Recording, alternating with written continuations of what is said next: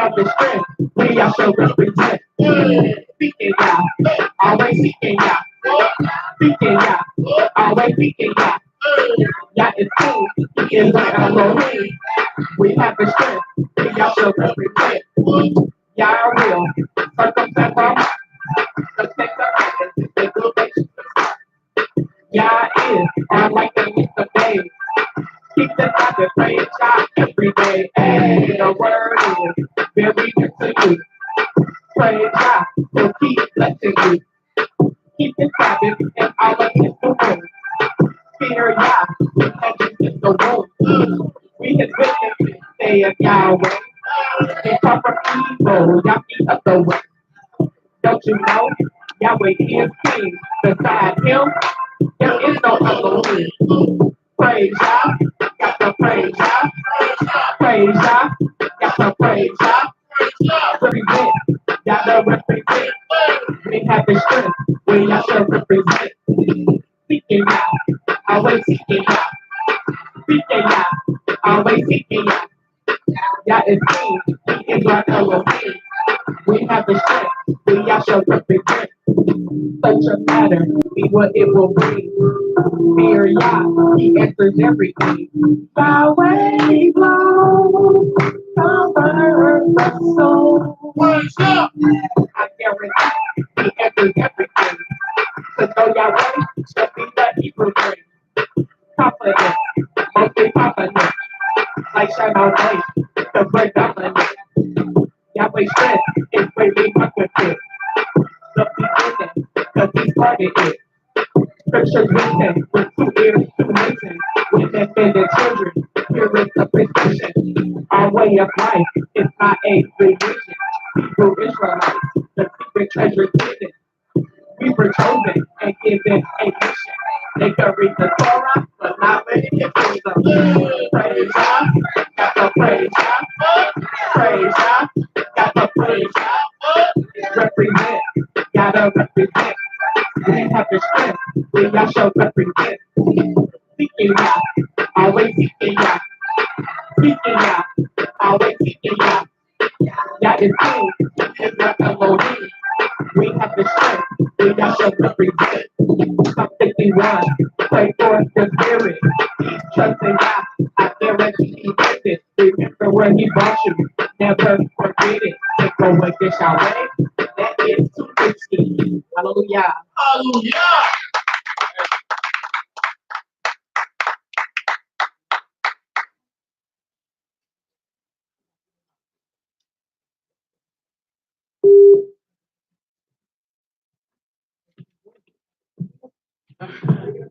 Hallelujah. Hallelujah. It's been a long time coming since I performed the song in this Bible class. Hallelujah. We're going to give glory to Yahweh because today is His day. Hallelujah. And we are His beautiful, set apart people. And we serve a righteous and holy Elohim. Hallelujah. And let me hear you say hallelujah. Hallelujah. Hallelujah. Hallelujah. Hallelujah. Praise the mighty Yah. Praise Yah. Yeah. Yeah.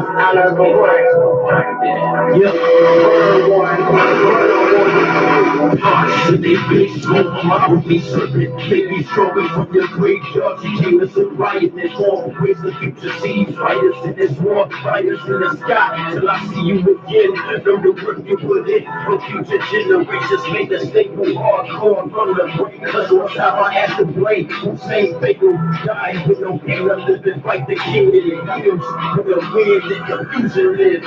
Laying here, the house of David on his shoulder with his holster like the boats and put it Caribbean seas. Dominican smuggling, truth recovering. We exotic preachers at the brink of that weed. But we will never fail or serve them. These Catholic preachers that see my nieces. Ain't no realm of pre-teaching. Allah, block, resupply by the cheapest. Uncle like the bell, but we're writing about the shit stuff. Screaming, double the silver, Harriet, Sunday strike Harriet with thunder.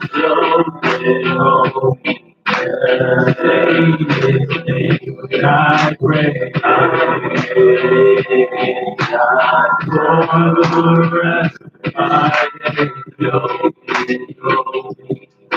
Say his name, I pray. The rest of my days. I got time for it. Praise God's time for it. Righteousness is time for it. This is time for it. Got for it. Got for it. Got for it. Got for it. Got for it. Got for it. Watch it through the bushes. Possession of the Glock of Yahweh in the ooze. Ew. Used to keep it quiet with the king moving. Yeah. Hate you gave this the lady his cold places instead. Instructing this rain through the night with pages, I swear. The service is sacred, their only garments. No man will ever rob them. He will deplete every inhale and exhale with rock the rest and he's a Lord given king. Holy.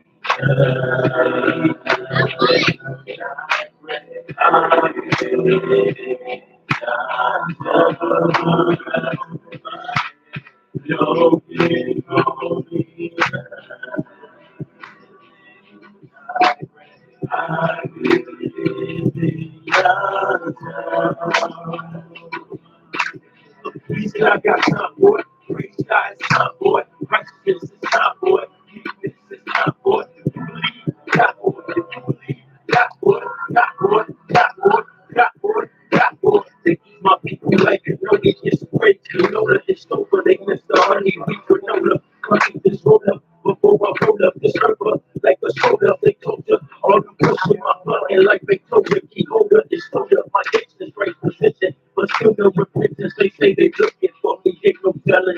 They lose their arm thinking I am what I am. Get back in that dust and wait for me for real.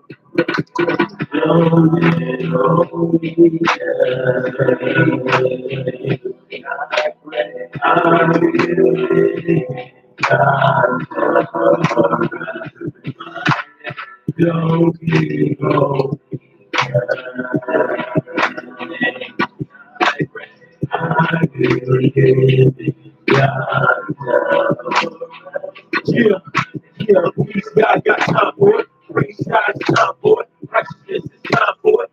Weakness is time for it. If you believe, God for it. If you believe, God for it. God for it. God for it. God for it. God for it. Hallelujah. Praise the Almighty God. Y'all, just one song or two. Hallelujah.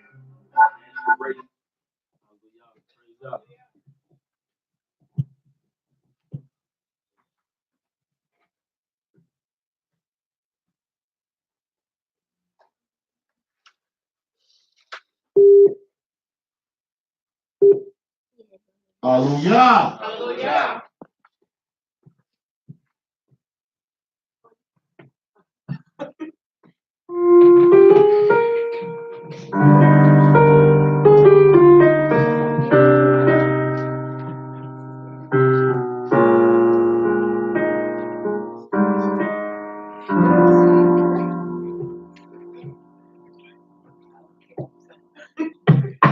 I might have worked, Jack, I'll never let go. So hit the road, Jack, don't come back no more. Don't knock on my door, the answer that's for sure. I feel a little air, it was at the window. Thought I was prepared, had my bars up everywhere. Looking well to my going, but sometimes I trip downstairs. This mercy endures forever, and that's the reason why. And that's the reason why. And that's the reason why.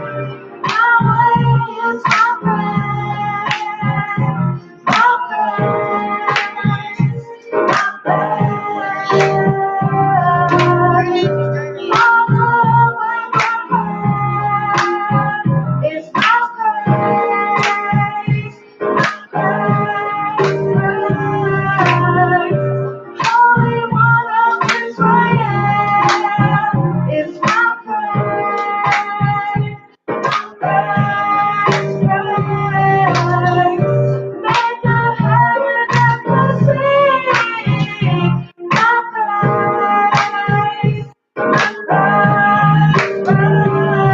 Let joy be a night, sunshine and rain. Lose games and lose no type of substitute. He's a tower and shield, an objective if you will. He's my shepherd, I'm the sheep that's running step that come from me. He wakes me up and I give him praise.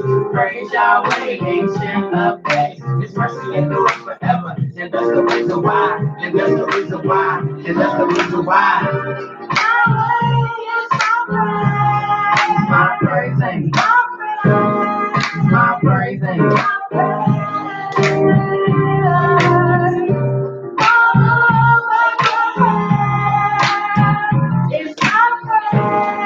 my praise ain't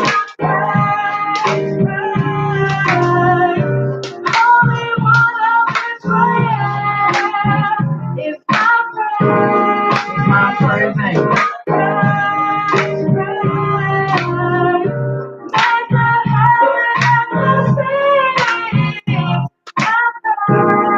my praise ain't He's my provider, he is my rock. I am the baby, he is the stock. I hold on to God, cause that's my will. Is this good brother here at your heel? I strive within and I prevail. God, please bless me, show and tell. His mercy endures forever, and that's the reason why. And that's the reason why. And that's the reason why. My praise, my praise, my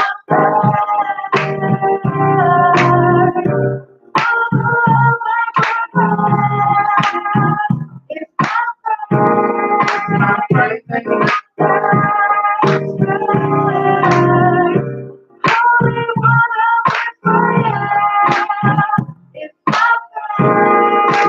birthday.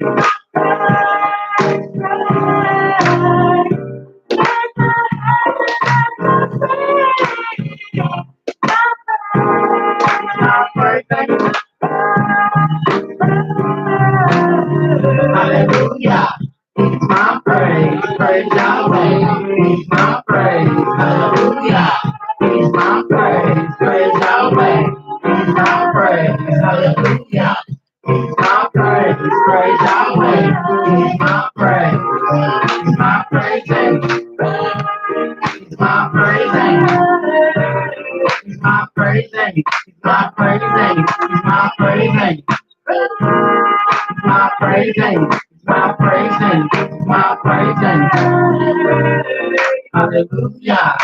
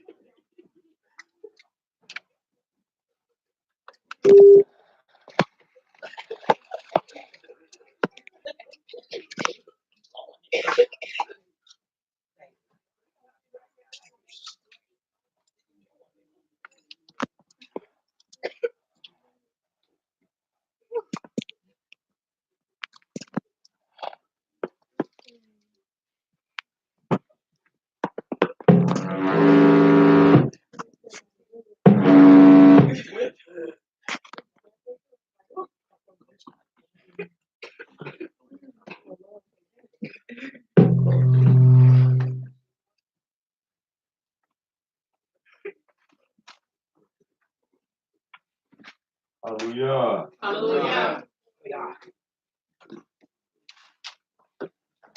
Give him another round of applause.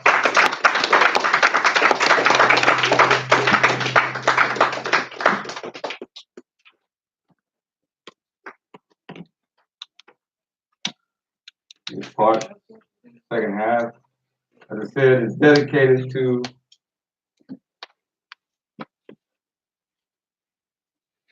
a very great time in the annals of our people, in the annals of our history. It means so much to not only us,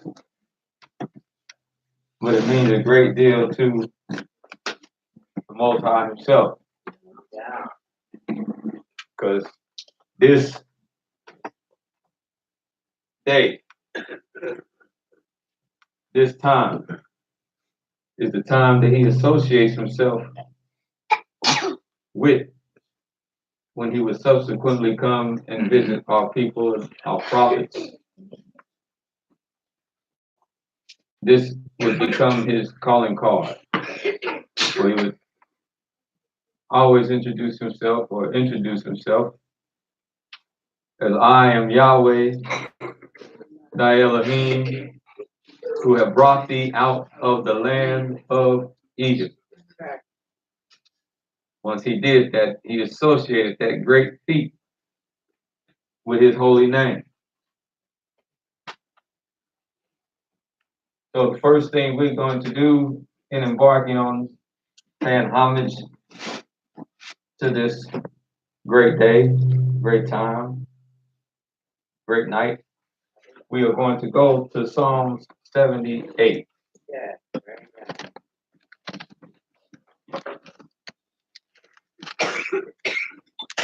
Psalm 78. Hallelujah. Psalm chapter 78. And after we're going to do something that we used to do, we're going to alternate verses. Hallelujah. So I'll start first and then take the second, and we'll alternate. We're going to stand already, or we just going You stand. to? Hallelujah. Let the body burn a little few calories from the lunch.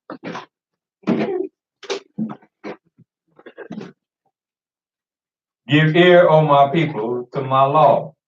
Incline your ears to the words of my mouth. I will open my mouth in a parable. I will utter dark sayings of old, Which we have heard and known, and our fathers have told us. we will not hide them from their children, showing to the generation to come the praises of Yahweh and His strength and His wonderful works that He has done. For He established a testimony in Yaakov, and appointed a law in Israel, which He commanded our fathers, that they should make known them to their children, That the generation to come might know Him, even the children which should be born, who should arise and declare to them to their children.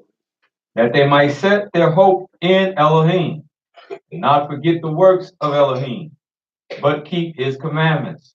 And might not be hard, a stubborn and rebellious generation, a generation that set not their heart aright, and whose spirit was not steadfast with Elohim. The children of Ephraim, being armed and carrying bows, turned back in the day of battle. They kept not the covenant of Elohim, and refused to walk in His law, and forgot His works and His wonders that He had showed them. marvelous things did He in the sight of their fathers, in the land of Egypt, in the field of Zoan.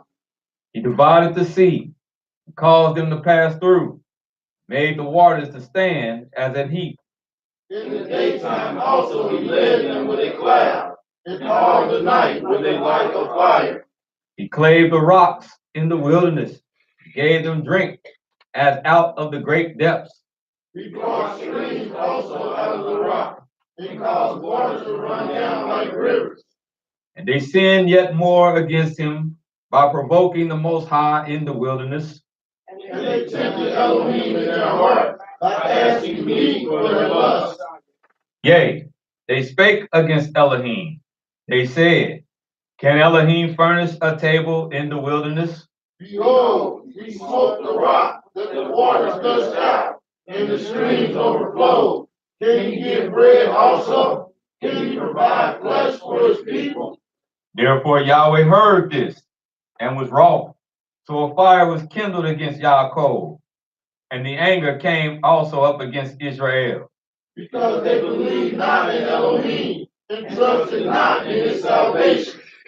though he had commanded the clouds from above, opened the doors of heaven, And had rained down manna upon them to eat, and had given them a corn of heaven.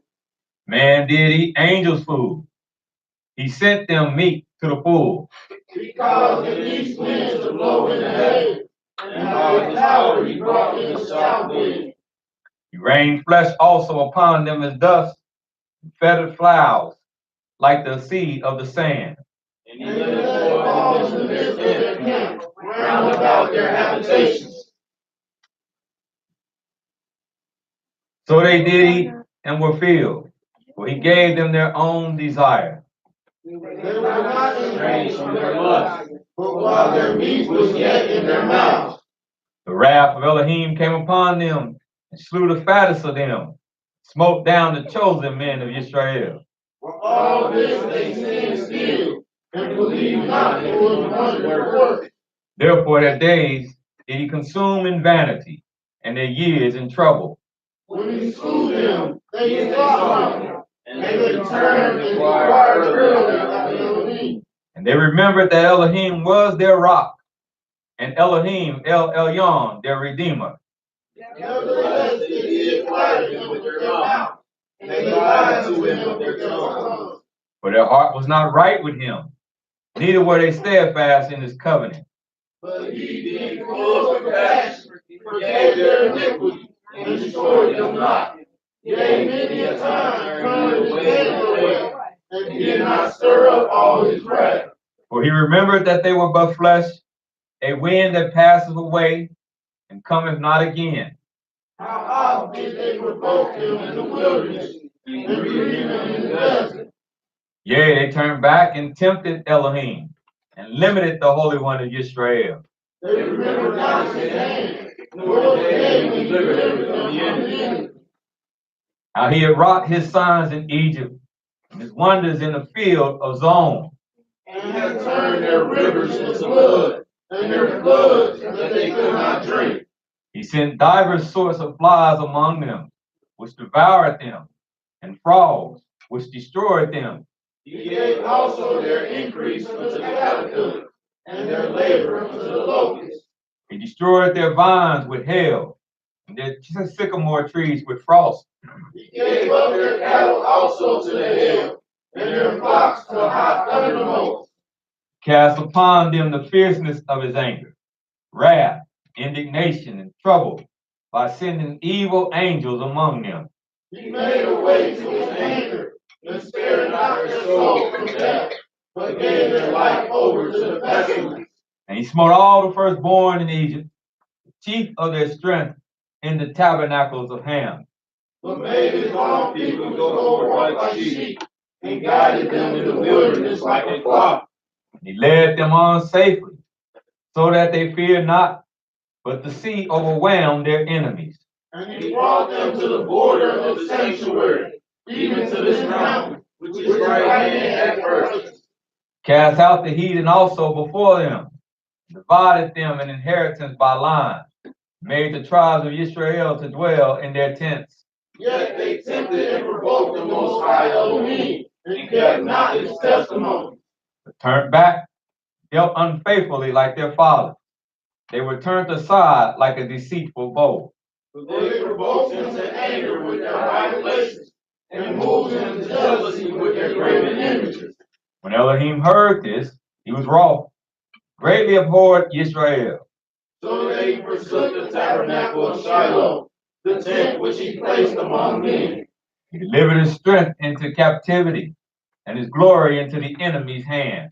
He gave his people over also to the sword, and was wroth with his inheritance. Fire consumed their young men, and their maidens were not given to marriage. Their priests fell by the sword, and their widows made no lamentation. Then Yahweh awakened out as one out of his sleep, and like a mighty man that shouted by reason of wine. And he smote his enemies in the iron cross. He put them to a perpetual reproach. Moreover, he refused the tabernacles of Yosef, chose not the tribe of Ephraim, but chose the tribe of Judah, the Mount Zion which he loved. and he built his sanctuary like a high palace, like the earth which he have established forever. He chose David also his servant, and took him from the sheepfold. From following the ewes, great with young, he brought him to feed Yaakov his people, Israel his inheritance. So he fed them according to the integrity of their heart, and guided them by the skillfulness of his hand. Hallelujah! Hallelujah! Hallelujah! Hallelujah! Hallelujah! Hallelujah! Praise the mighty Yahweh. Yah is righteous all the time. Both day and night. Hallelujah.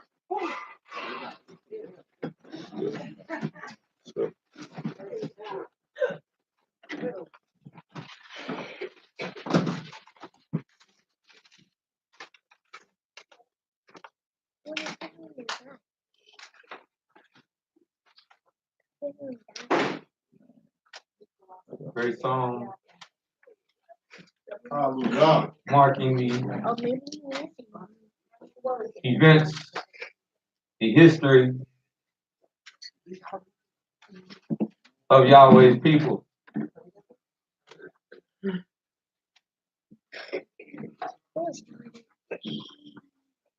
Now what we're going to do is turn our scriptures to the book commonly known as the Exodus.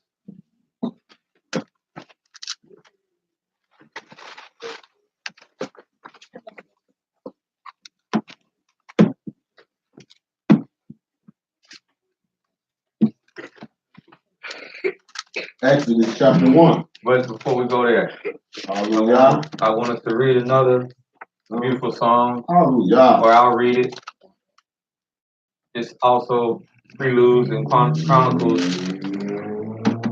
our Exodus. So I'll read it. Psalm 105. Hallelujah. Oh, give thanks unto Yahweh, proclaim his name, make known his deeds among the people. Sing unto him, sing songs unto him. Talk ye of all his wondrous works. Glory ye in his holy name. Let the heart of them rejoice that seek Yahweh. Seek Yahweh and his strength. Seek his face forevermore.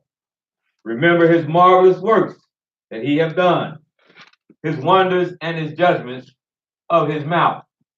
O ye seed of Abraham, his servant, ye children of Yaakov, his chosen.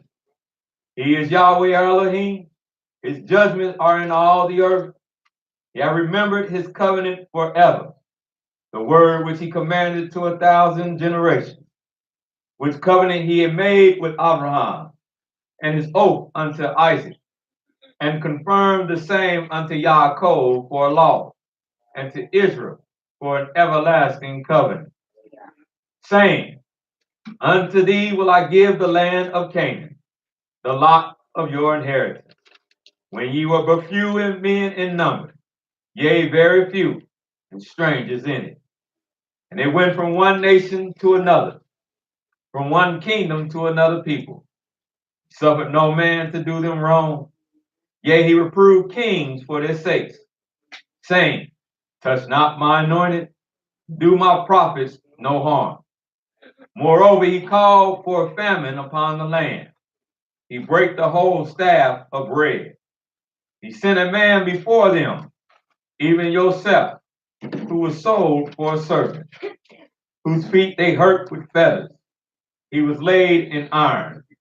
Until the time that his word came to pass, Yahweh tried him. The king sent and loosed him, even the ruler of the people, and let him go free. He made him master of his house, ruler over all his substance, to bind his princes at his pleasure, teach his senators wisdom. Israel also came into Egypt. Yaakov sojourned in the land of Ham. He increased his people greatly, made them stronger than their enemies, turned their heart to hate his people, to deal subtly with his servant. And he sent Moses his servant, Aaron, whom he had chosen, and he showed his signs among them, and the wonders in the land of Ham. He sent darkness, made it dark, and they rebelled not against his word, turned their waters into blood, slew their fish. Their land brought forth frogs in abundance, the chamber of their king. He spake, and there came divers sorts of flies, and lice in all their coasts. He gave them hail for rain, and a flaming fire in their land. He smote their vines also, and their fig trees, brake the trees of their coasts. He spake, and the locust came, caterpillar, and that without number. Did eat up all the herbs of the land, devoured the fruit of their ground. He smote also all the firstborn in the land, the chief of all their strength. Brought them forth also with silver and gold. There was not one feeble person among their tribe. Egypt was glad when they departed, for the fear of them fell upon them. He spread a cloud for a covering, fire to give light in the night. The people asked, brought quail, satisfied them with the bread of heaven. Opened the rock, and the waters gushed out. They ran into dry places like a river. For he remembered his holy promise, Abraham his servant. He brought forth his people with joy and his chosen with gladness. Gave them the land of the heathen, and they inherited the labor of the people, that they might observe his statutes, keep his laws. Hallelujah. Hallelujah.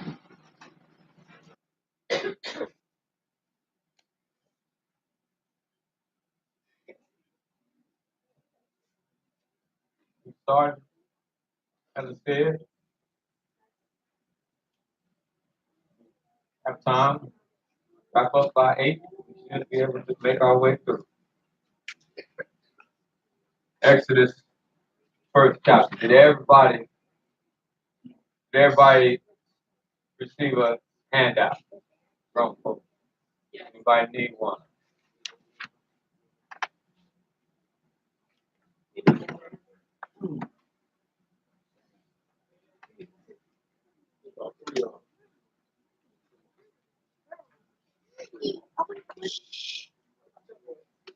They got one.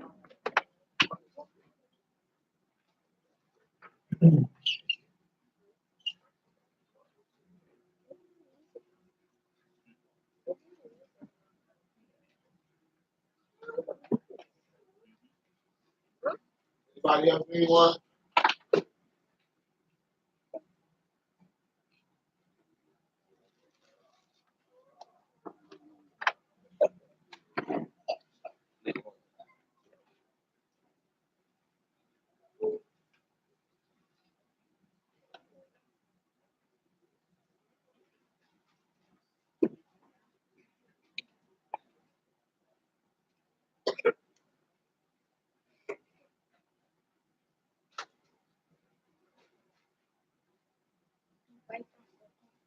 But to understand where you're going, you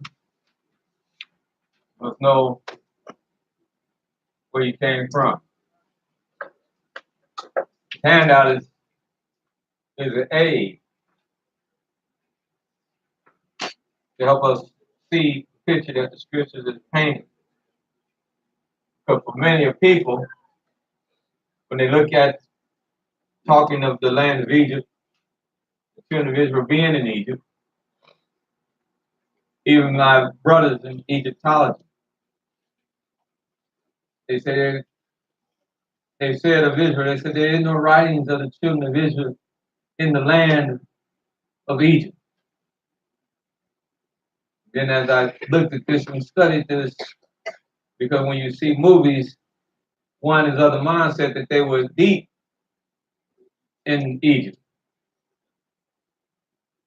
And that's why a lot of people struggle with the Exodus and the Exodus story. That's one of the hurdles. Thinking that they were in Upper Egypt and not in Lower Egypt.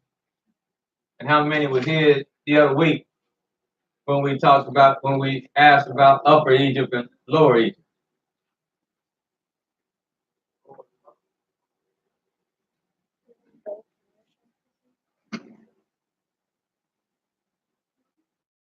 Will you have your hand out?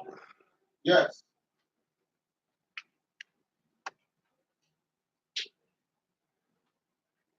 If you had the label,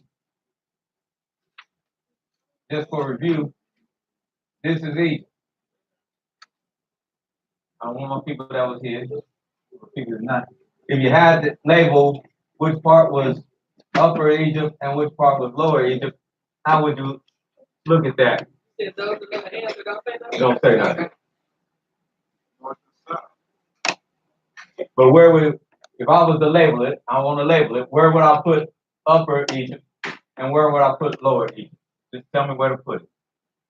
Yes, sir, brother. They say like the map is upside down, the regular map is upside down. So where would I put my Upper Egypt? So upper would be kind of like, so upper would be, I got two things circled. I'm thinking of down around that way. It'd be upper east would be like down around that way. I don't know. So put Upper Egypt up here? Around here? Yeah. Upper Egypt? And then if that's Upper Egypt, then this would be Lower Egypt. Lower east would be close to the Mediterranean. Okay. Well, actually, I would put this is upper, this is lower. The top is lower. As you go down, that's upper, because the direction was determined by the flow of the Nile River. So the Nile River actually, looking at paper, it flows like this and emptied out. And so that's why it was called upper and lower as it flowed down. And so our people were in lower or towards Lower Egypt when it refers to Egypt. And we were expressly on the outskirts of Egypt in a land called Goshen. Because the beauty of Joseph being in Egypt all them years is that he did not want, when his father came, he did not want his father to mingle with the Egyptians. He did not want his father and his brother and his family to come all the way into Egypt because he knew that would be a detriment to his people. This is why before we get to Exodus, you must understand a couple of chapters in Genesis. Go to Genesis 47. Hallelujah.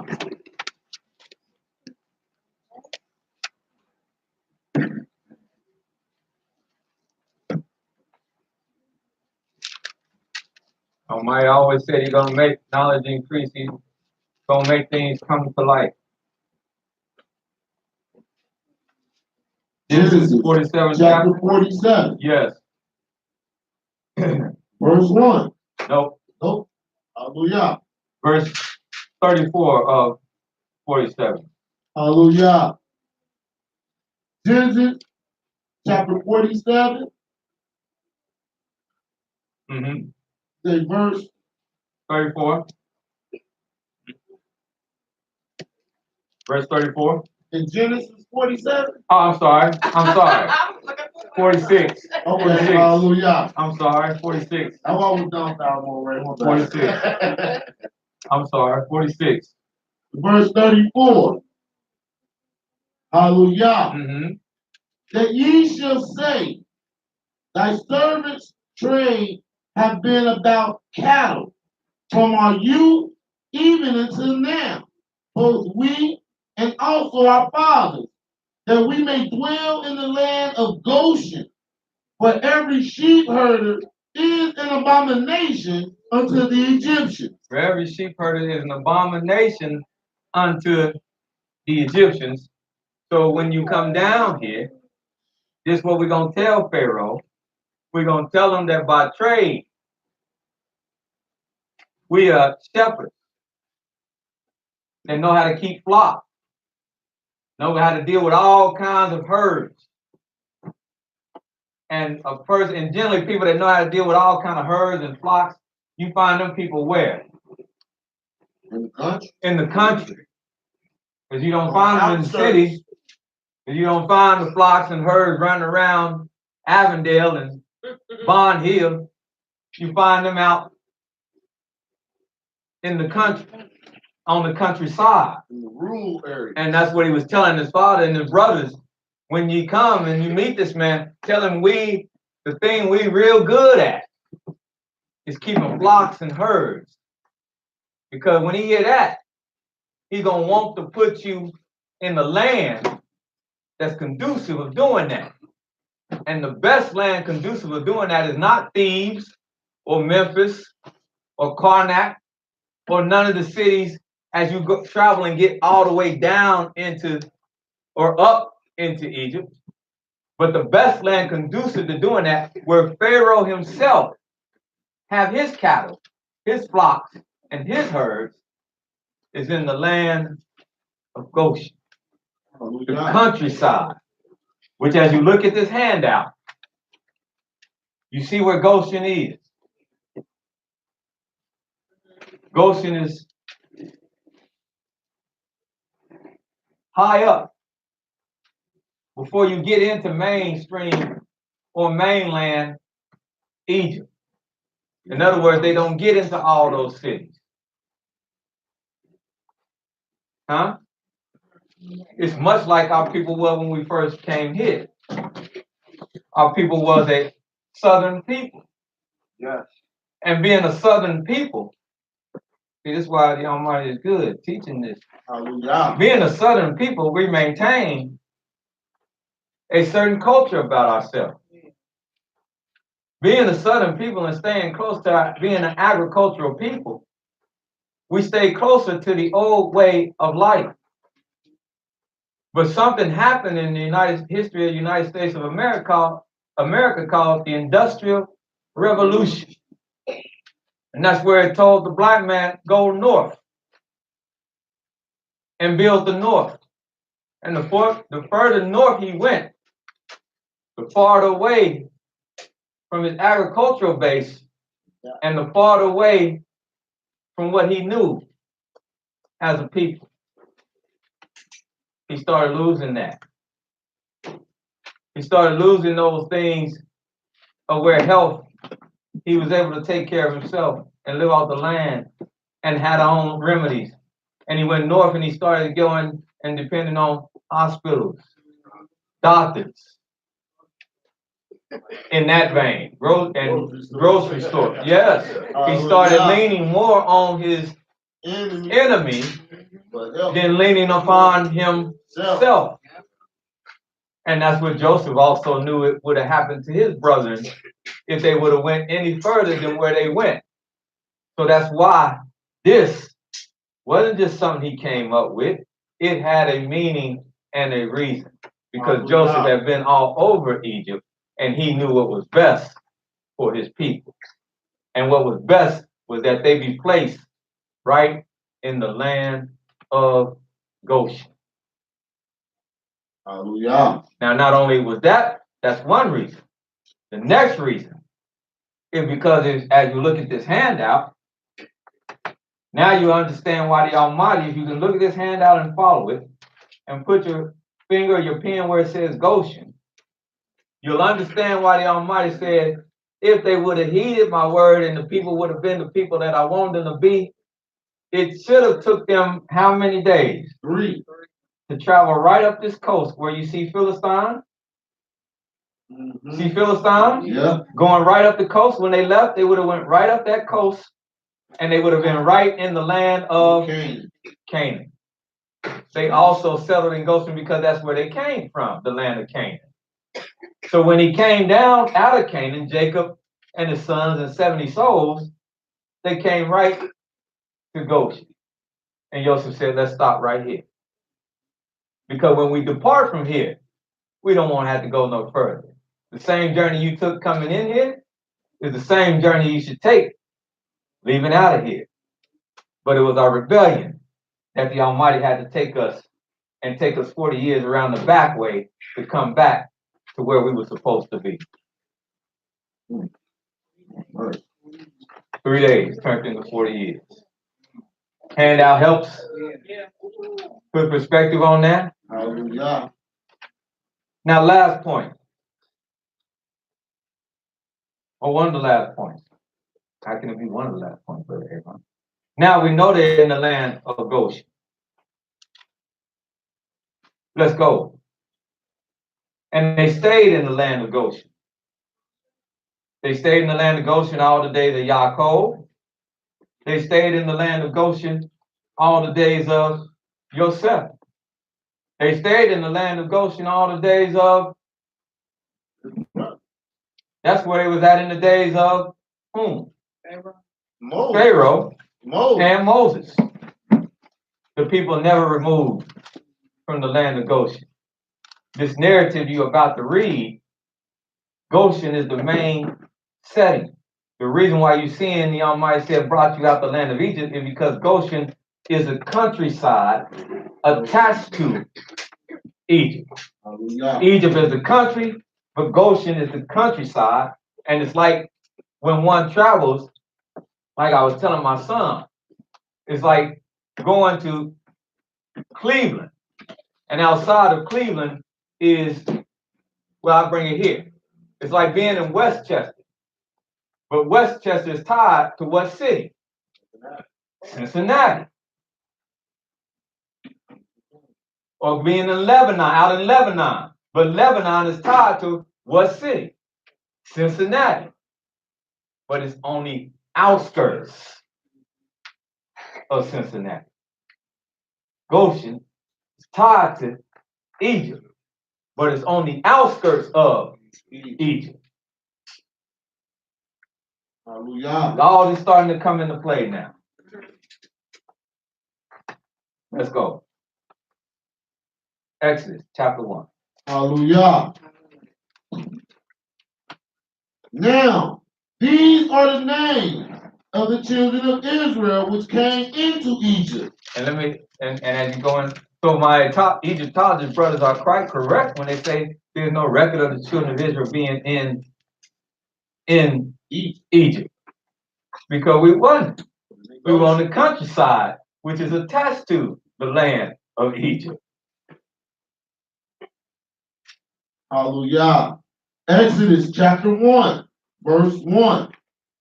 Now these are the names of the children of Israel, which came into Egypt.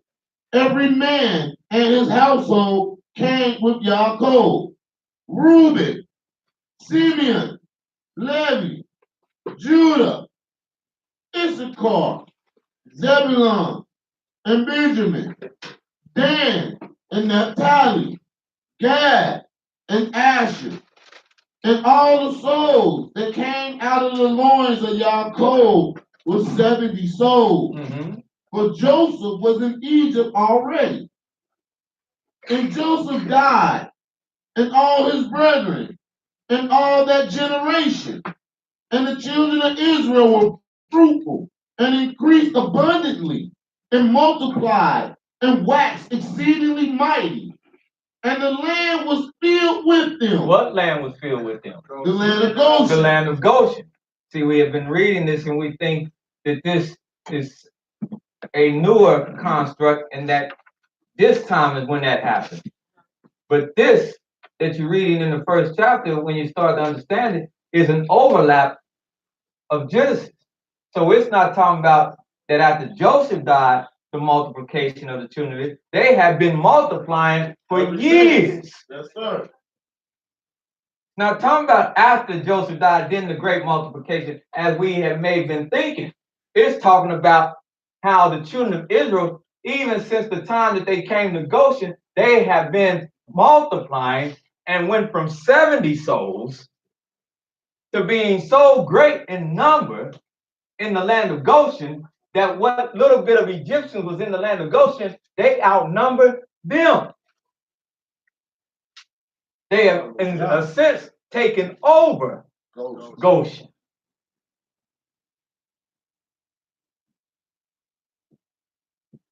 You see it? Hallelujah. Huh? Tell me if you don't see it. If there's any cons, I want to know it. See, y'all might have given us perspective. Because we've been reading, since it stops and it changes, book of Genesis to Exodus, we've been reading thinking that this happened in a different construct. But this is going back to Genesis, picking up in Genesis. It haven't departed. The boom, the birth boom is taking place all them years while Joseph was still alive, which is 54 years. They've been multiplying all his life. Didn't start right here. They've been multiplying, they've been growing mighty and exceeding, and the land became full of them to the extent that, go ahead, to the extent that now there arose up a new king over Egypt, a new king comes to power. which knew not Joseph. And when he talk about that, that's another thing. It wasn't talking about he didn't know him. It says the sense that he's talking about biblically, he didn't know him, is the sense he didn't regard the service of Joseph. He didn't regard what he did. He didn't regard the years that he took him through the famine. He didn't regard the years that he sat and was an advisor to the past Pharaoh. He regarded none of that. That's what it meant by he didn't know him. He didn't regard him and his reputation of the deeds that he had done. Not that so much time went by that he was completely, or he was just, he didn't know him. You can't forget. He knew him. He didn't regard him. But there was a great famine in that land. And as a result of that, he said, and he said unto his people, behold, the people of the children of Israel are more and mightier than we. This is all he can see as he comes to power, is that them folks done took over. Them folks done took, they done took over. They're not minority no more, they're majority. The same kind of sentiment that Pharaoh's having today. I want to build a wall. They'll come here to take over. Yeah, they're going to come and take over. It's their country anyway. You ran them up out of here. Right. All of us are immigrants. They native. People talking about build a wall, you build a wall. They're native. Why they want to come here? They're native. We all came here. We all foreigners.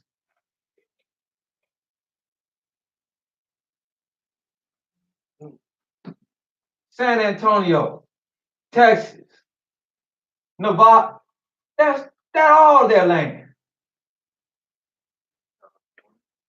We came here on ships. But keep going. Hallelujah. He said, come on.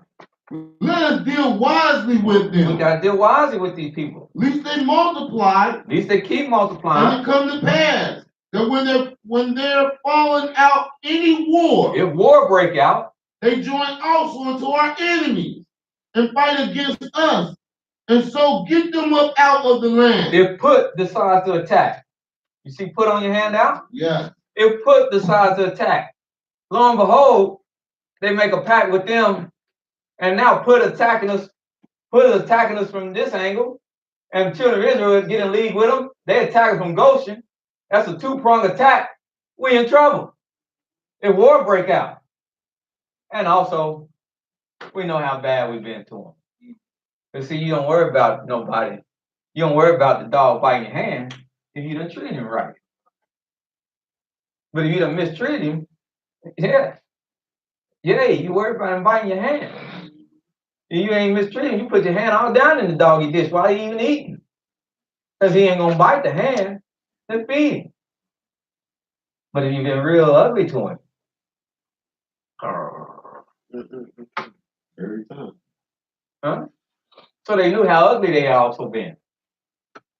Not with hard bondage, but they knew they'd been ugly.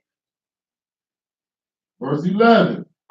Therefore, they did set over them taskmasters. So now they settled in the land of Goshen. They went there and they started. This is in Goshen. That's why I handed this out so you can see this.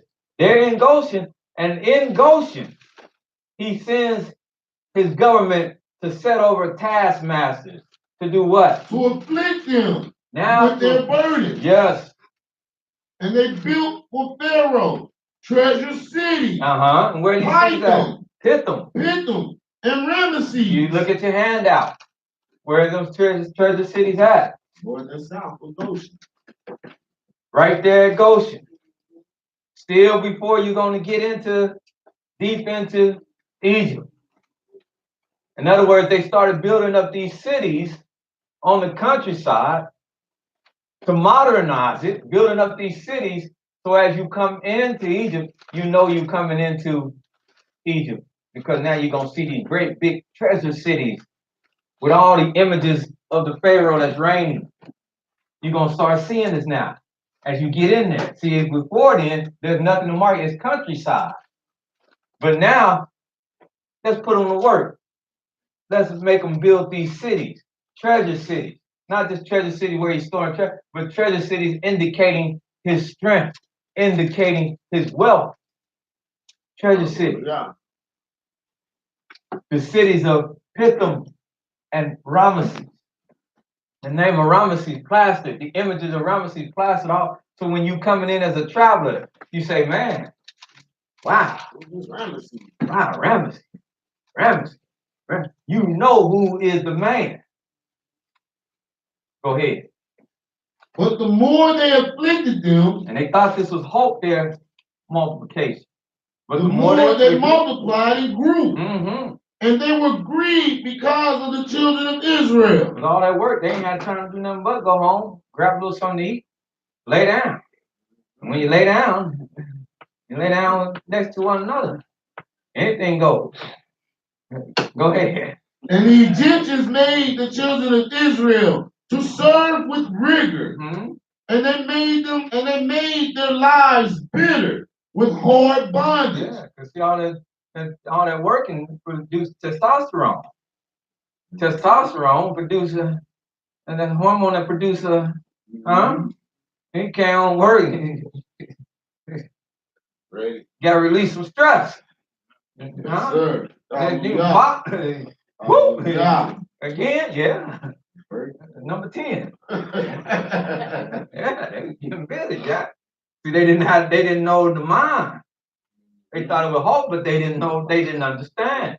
Go ahead. In mortar and in brick and in all manner of service in the field. Yeah. All their service, wherein they made them serve, was with rigor. They thought the harder they put their foot on go ahead. And the king of Egypt spake to the Hebrew midwives, of which the name of one was Shiphrah. That didn't work, so now you got to come up with something else. Go ahead. And the name of the other, Puah. Mm-hmm. And he said, when you do the office of the midwives to the Hebrew women and see them upon a stool, you see them giving birth? If it be a son, if it's a son, then you shall kill him. Take him and kill him. But if it be a daughter, then she shall live. Oh, he was trying to get him his own little Margaret Singers, wasn't he? But the midwife, he put Planned Parenthood in effect, didn't he? Yes, he did. Yeah. Them boys, kill them. The girls, you can keep them. Because girls got to grow up, they got to marry somebody, but they'll be marrying Egyptians, They're gonna learn Egyptian men. So their culture will soon fade out. You let these boys run around here, they'll get to grow up and they still have their Hebrew culture. So who to get the culture from? The men. All right. Stop this fooling about they get it from the woman. All right. Huh? Hallelujah. Let's stop arguing about that. It's said and done. Right.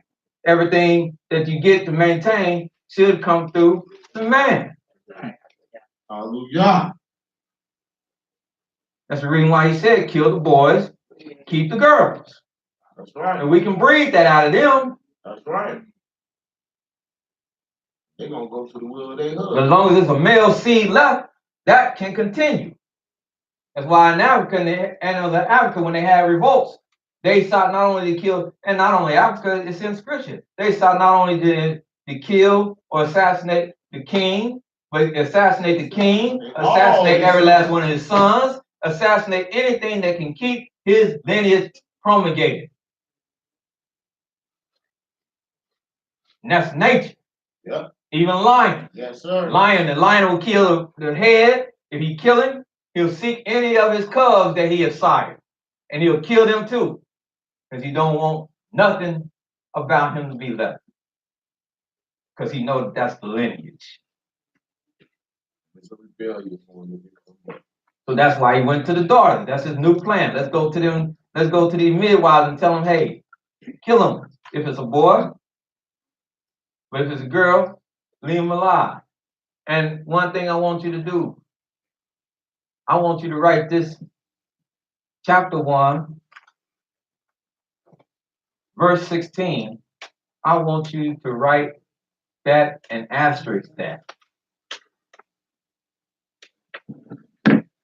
Because I'm going to ask somebody a question.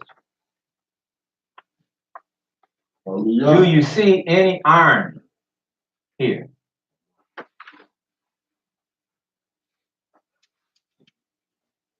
Any iron? Do you see any irony here? Iron.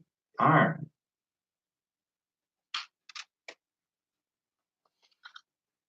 All right, while you think on it, keep thinking on it. Go ahead, keep reading. Hallelujah. Verse 17. But the midwives feared Elohim and did not as the king of Egypt commanded them, but saved the men children alive.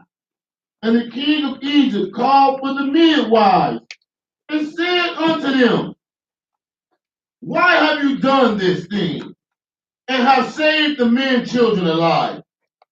And the midwives said unto Pharaoh, because the Hebrew women are not as the Egyptian women, for they are lively and are delivered ere the midwives come in unto them.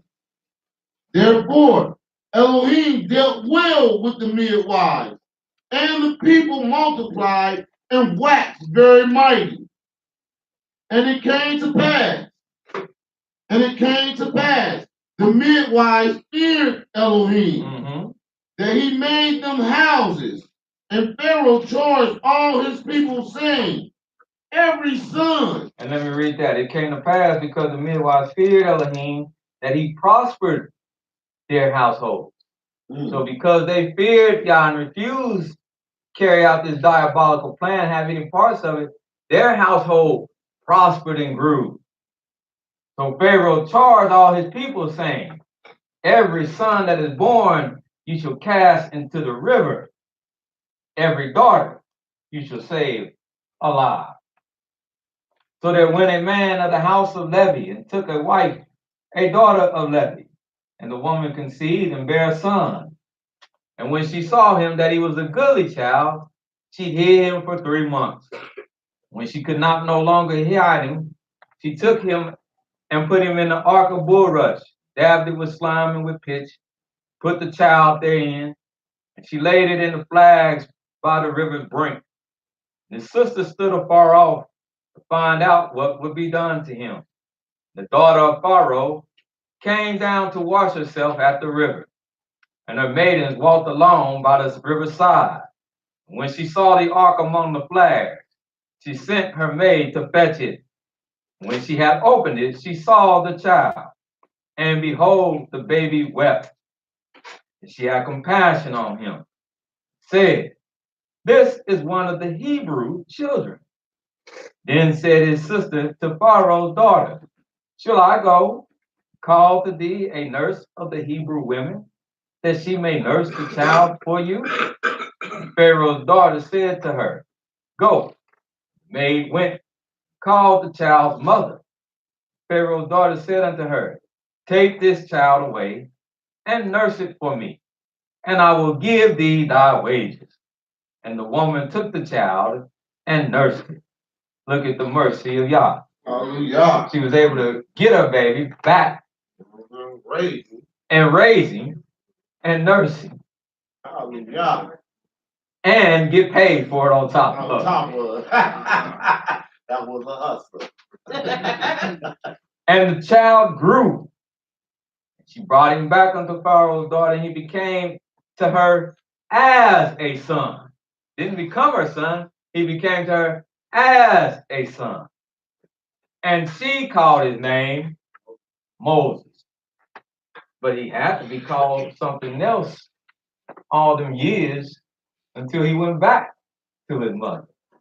So Moses has a Hebrew name.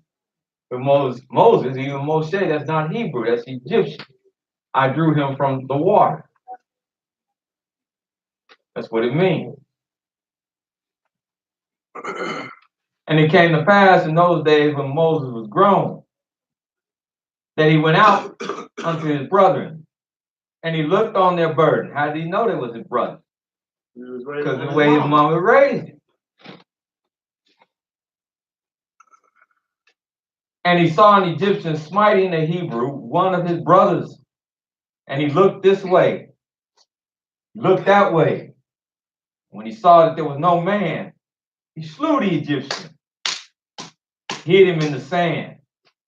And when he went out the second day, behold, 2 men of the Hebrews were quarreling, his brothers.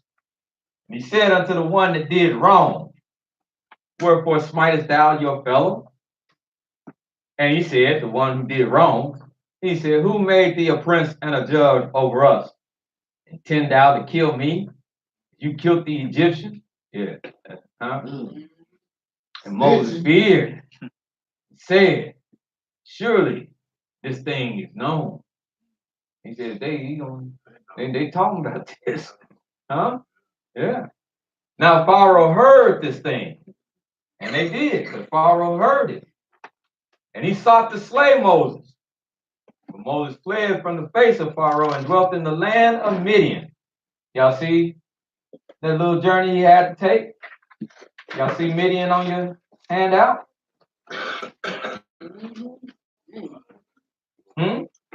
Yeah, nice little piece, ain't it?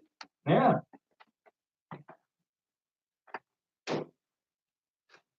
Something. Because evidently he would have to come up out of Egypt. He would have to go through the wilderness of Zin. Huh? Yeah. And then he'd make his way over to Midian, right? See some more irony? Anybody see some more irony? Well, we're gonna go on.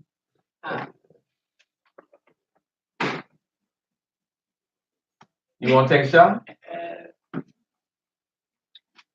From what I just heard from right there, something that just came to my mind quickly is that Yahweh had Moses go across the journey path that he would later have to bring the children of Israel to. There you go. Hallelujah. There you go. That's the irony. When he fled from Pharaoh, he had to come and go through this wilderness of Zin and get to Midian. Well, this is the same way that he would come back and take the children out of Egypt and take them into the wilderness of Zin and take them into the land of Midian and come back around to get into the land of Canaan. I guess the first one you was talking about was the plague. There you go. Which one? The plague of the Passover plague, the killing of the first. There you go. Because the last thing that he came up, the last diabolical plot he came up with was to tell his people to kill all the sons of the Hebrews. And the Almighty would bring back that same retribution upon his own head. That would be the last thing that would happen to him and his people, and that would be the thing that forced him to let the Hebrews go. This is Ramesses doing this. And this is the Pharaoh, yes. All we got. He spoke his own On demise into effect. Yes, sir. Hallelujah.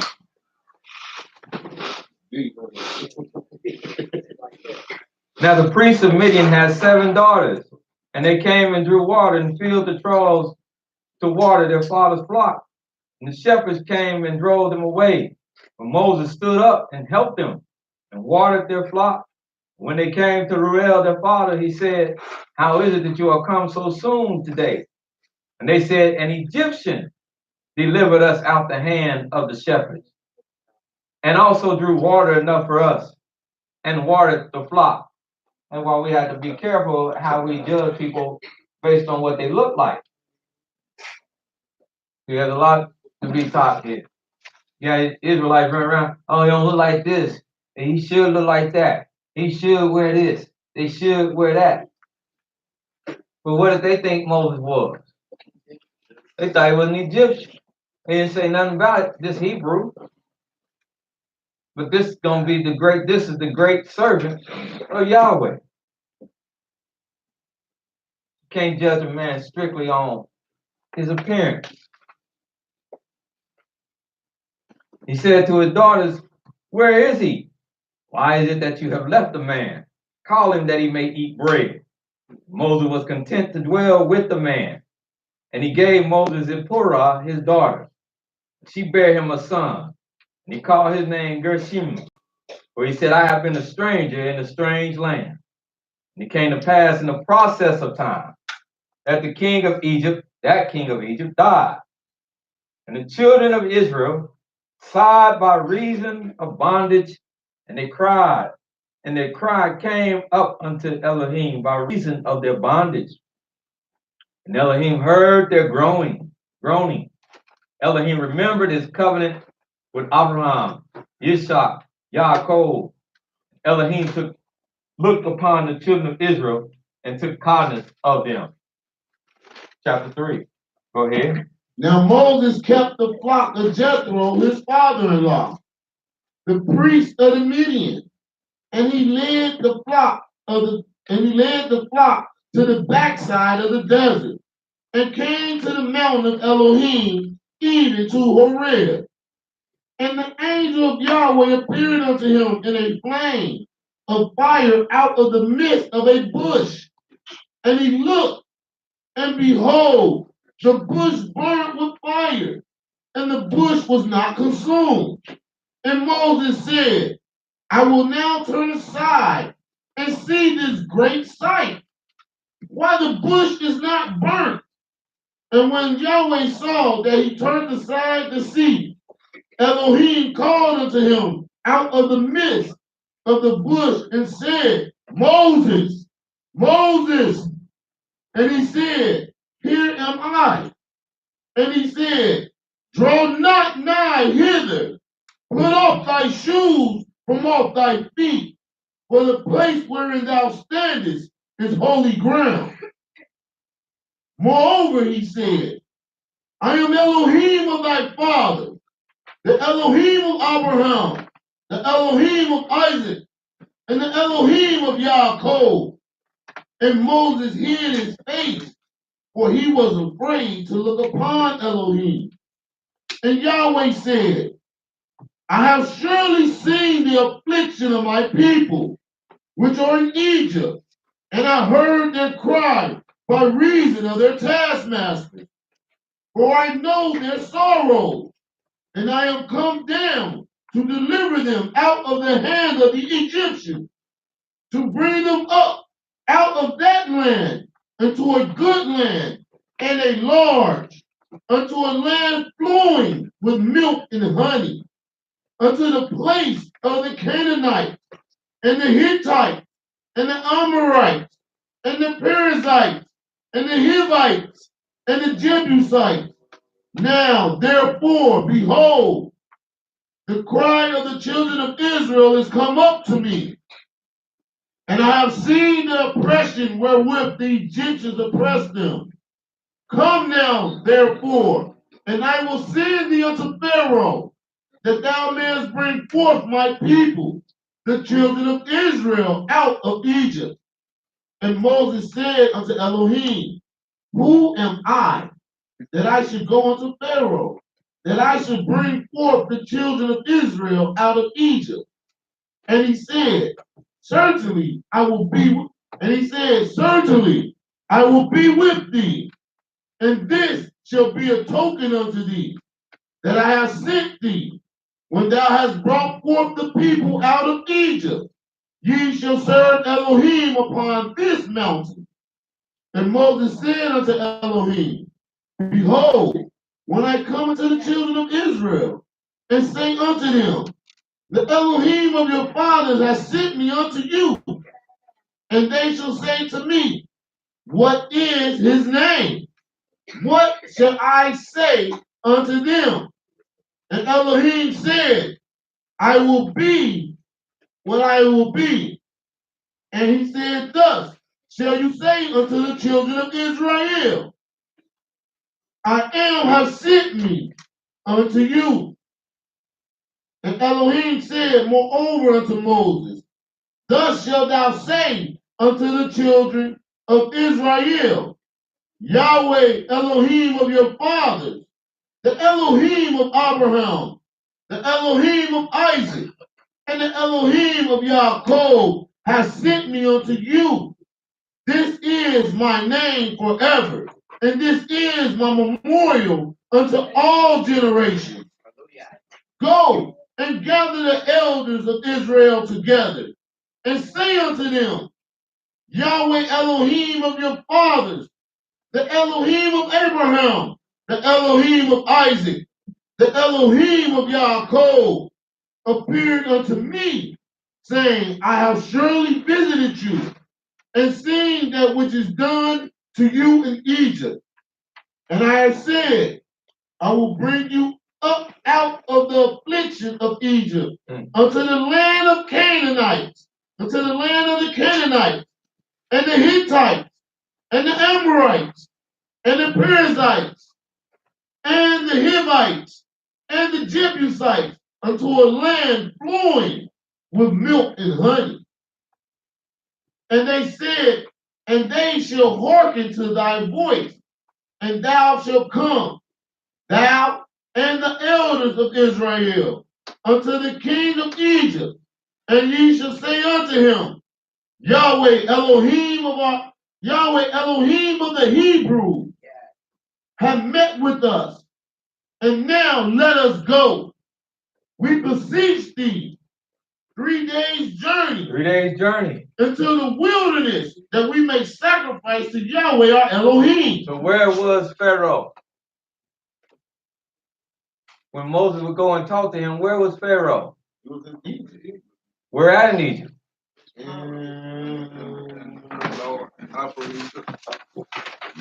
He was in the place where they were building his treasure cities. So he was in either Ramesses or Pithom, Pithom, but probably in Ramesses, because it's named for him. So that's where he was at. That's why they told him, notice they wouldn't have been saying 3 day journey if they was all the way down here, because it would have took them longer. They're talking about leaving right from where they've been, right from where they're at. And they said this is a 3 day journey into the wilderness to go and serve Elohim. So don't think it took him a long time to go somewhere and get to Pharaoh every time he went to him. That's why he was able to go and come, because he was in close proximity to him. He was in Ghost, and Pharaoh was right there. There's a hop, skip, and a jump. That's why every morning he could go and meet him early and tell him, thus says Yahweh, and later on by evening be back in the land of Goshen with his people, if he had to be. Go ahead. Hallelujah. Verse 19. And I am sure that the king of Egypt will not let you go. No, not by a mighty hand. And I will stretch out my hand and smite Egypt with all my wonders, which I will do in the midst thereof. And after that, he will let you go. And I will give this people favor in the sight of the Egyptians. And it shall come to pass that when ye go, ye shall not go empty, but every woman shall borrow of her neighbor. And that's not a good translation. It's every woman should demand of her neighbor. And of her that sojourneth in her house, jewels of silver, and jewels of gold, and raiment, and yea, shall put them upon your sons and upon your daughters, and ye shall spoil the Egyptians. You should recover from the Egyptians. In other words, all them years of working in their houses, being maids and all that, you're going to demand of them and recover gold, silver, and goodly raiment. Moses answered and said, but behold, they will not believe me, nor hearken unto my voice. For they will say, Yah have not appeared unto him. And Yah said unto him, what is that in your hand? And he said, a rod. He said, cast it on the ground. And he cast it on the ground, and it became a serpent. And Moses fled from before it. Yah said unto Moses, put forth thy hand, take it by the tail. And he put forth his hand and caught it, and it became a rod in his hand, that they may believe that Yahweh, the Elohim of our fathers, the Elohim of Abraham, the Elohim of Isaac, the Elohim of Yaakov have appeared unto thee. And Yah said furthermore unto him, put now thy hand into thy bosom. And he put his hand in his bosom. And when he took it out, behold, his hand was leprous as snow, white. It's the thing that started making the poor young man cry that came to do his missionary work when he came over my house. This proved beyond a shadow of doubt the children of Israel couldn't have been white. And his elder set him up horribly. The elder was quiet. He wasn't saying nothing. He just turning red, getting mad.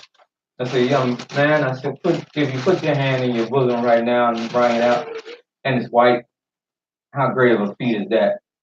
He said, it wouldn't disturb us at all. I'm already white. I said, thank you. I said, now if I take my hand and put it in there and I'll bring it out and it come out white, leverage store, I said, what would you do? He said, I think I'll probably get up and leave.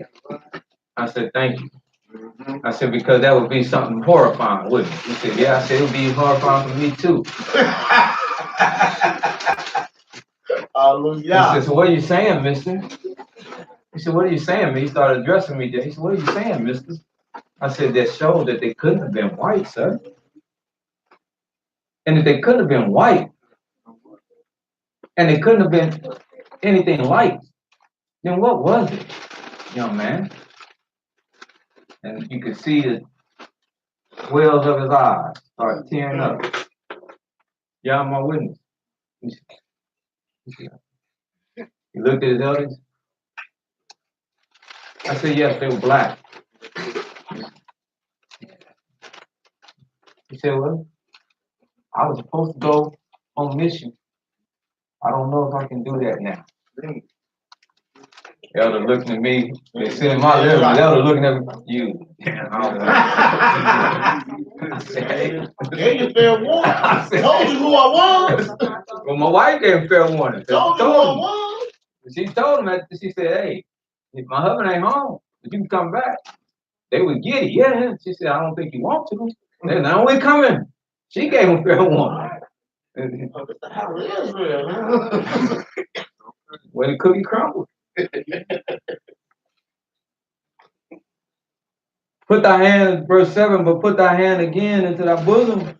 And he put his hand again in his bosom and plucked it out of his bosom. And behold, it was turned again as his other flesh. And that's when I asked him, I said, what color was his other flesh? If it was part white when he put it in the first time and he stuck it back in and it returned to his other flesh, what color was it? And the old boy was just, oh, white. He's all messed up. Done. And it came to pass that they will not believe thee, neither listen to the voice of the first sign. And that's why the Almighty have to do it. He said, they will believe the voice of the last sign. To see a man black turn white like that, and then to see him turn back to black like that, you better believe, or you just ain't got them all. And the scene come down the step one night and he white, he got problems, Jack. Huh? Then he go downstairs, come back upstairs, and he black. All my belts get put up.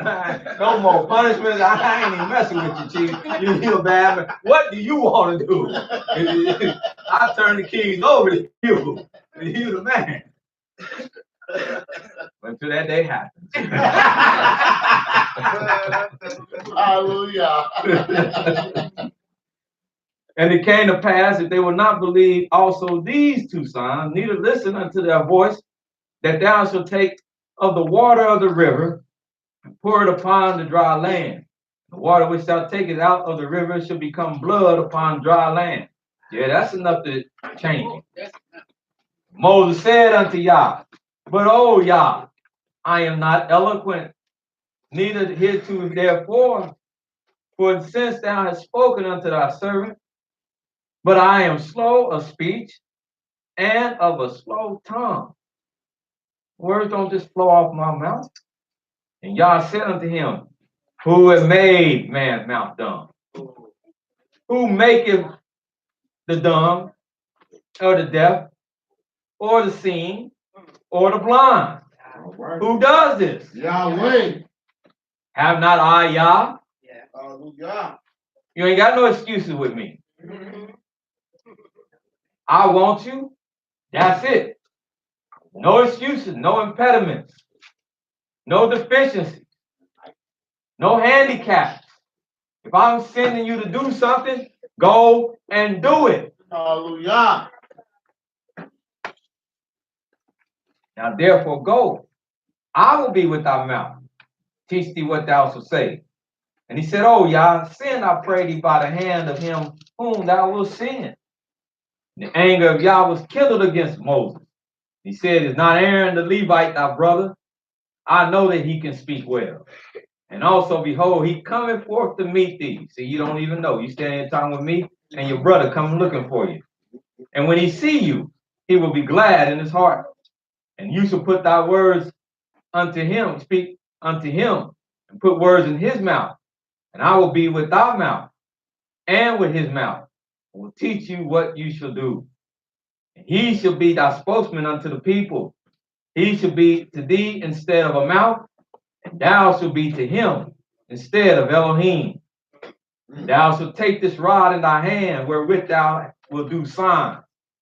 Moses went and returned to Jethro, his father-in-law, said unto him, let me go, I pray thee, return unto my brothers which are in Egypt, and see whether they yet be alive. Jethro said unto Moses, go in peace.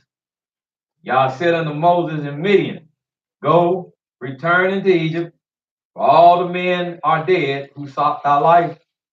Moses took his wife and his sons, and set them upon an ass, and returned to the land of Egypt.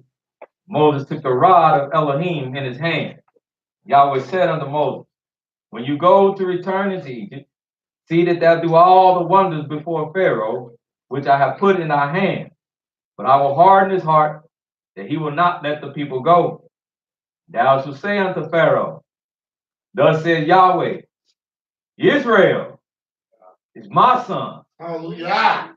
Israel is my son. Hallelujah. Even my firstborn. Hallelujah. I say unto thee, let my son go, that he may serve me. Yeah.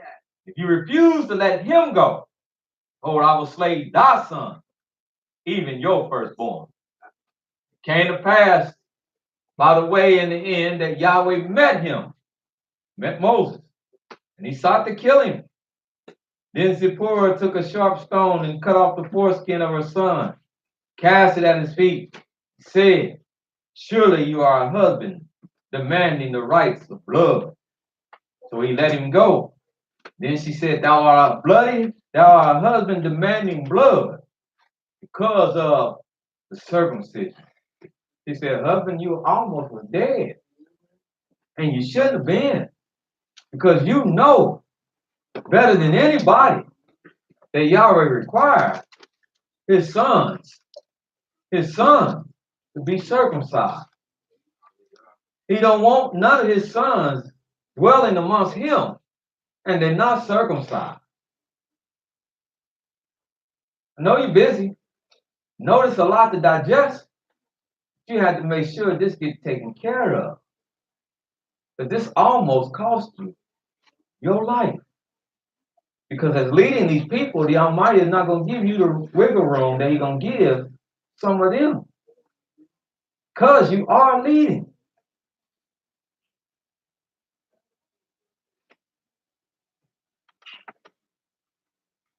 Y'all said unto Aaron, go into the wilderness to meet Moses. And he went and met and kissed him at the mountain of Elohim and kissed him. And they wasn't funny. Hallelujah. Moses told Aaron all the words of Yah who had sent him and all the signs which he commanded him. And Moses and Aaron went to gather together all the elders of the children of Israel. Why could they go and gather all the elders of the children of Israel? And because when he journeyed back into the land of Egypt, the first place he came to was what? Handout. Goshen. So he goes speak to them first as he passing through Goshen to get to the city of Ramesses to go speak to Pharaoh. First thing as I go, before I get to him, I stop off in Goshen, I speak to all the elders. Then I go ahead and make my way to Pharaoh in the cities of Ramesses. And the people believed when they heard that Yahweh had visited the children of Israel and that he had looked upon their affliction, and they bowed their heads and worshiped. Go ahead. And afterward, Moses and Aaron went in and told Pharaoh, thus saith Yahweh Elohim of Israel, let my people go, that they may hold a feast unto me in the wilderness. And Pharaoh said, who is Yahweh, that I should obey his voice to let Israel go? I know not Yahweh, neither will I let Israel go. And he said, Elohim of the Hebrews have met with us. Let us go, we pray thee, 3 days' journey into the desert, and sacrifice unto Yahweh our Elohim, lest he fall upon us with pestilence or with the sword. And the king of Egypt said unto them, wherefore do ye Moses and Aaron let the people from their works get you unto your burden? Let me read it. And the king of Egypt said unto them, wherefore do ye, Moses and Aaron, hinder the people from their works? Get you unto your burdens. Pharaoh said, behold, the people of the land now are many, and you make them to cease from their burdens. In other words, the feast, I have to interject right here. The feast, and he was talking about them coming to hold. Ain't Passover, because Passover ain't happening yet. Ain't even an occasion for it. It's the Sabbath day. It's the Sabbath day. That's why Pharaoh was saying to him, why do you want these people to stop working? Why should they stop working and go and hold some? What is you talking about? You hindering them from their work? You want to hinder them from? I got them working 7 days a week, 24. I got them working. And you come to me talking about a feast of this Yah to stop them from working? Because they are fearful. And look at the fear. They want to go so bad. They say, at least if we don't keep this, we going to get pestilence and a sword upon us. That's how serious they was about the Sabbath day. Oh, God.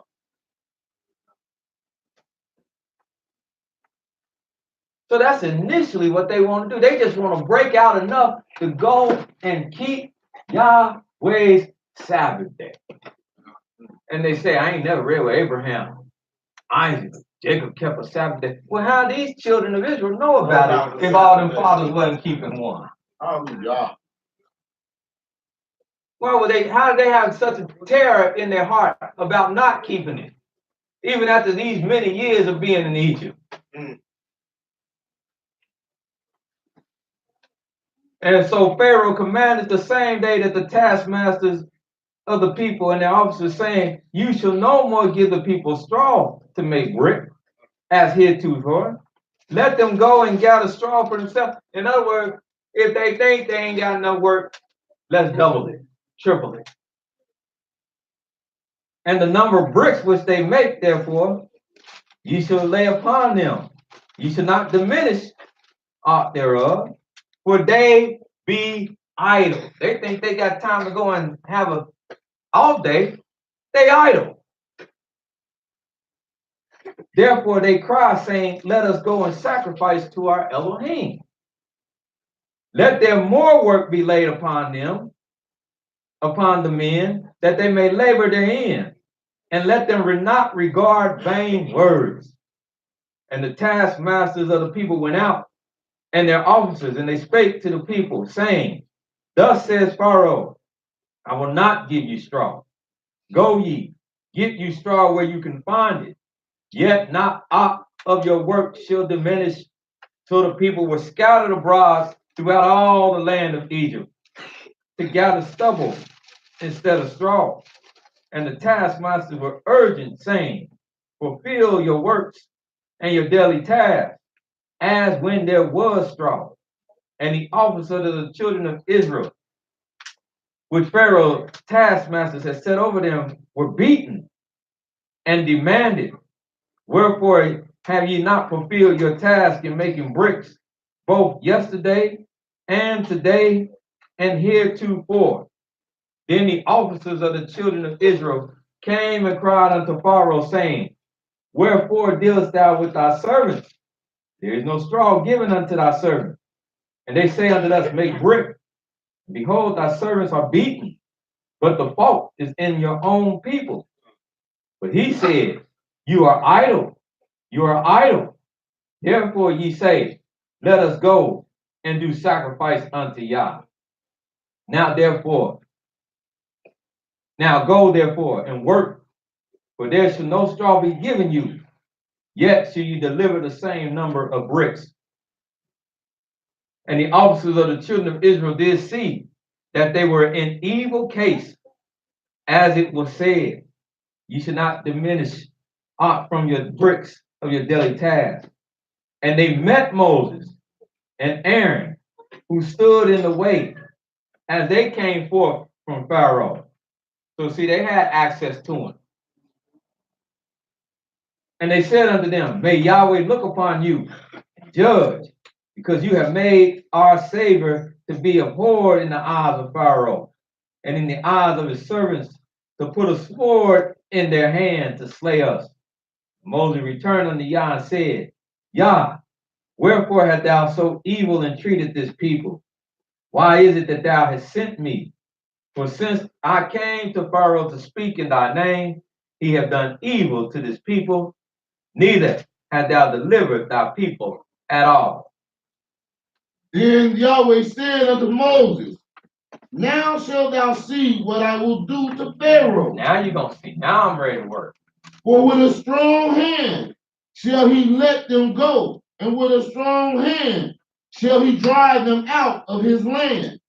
And Elohim spake unto Moses and said unto him, "I am Yahweh, and I appeared unto Abraham, unto Isaac, and unto Jacob by the name of El Almighty.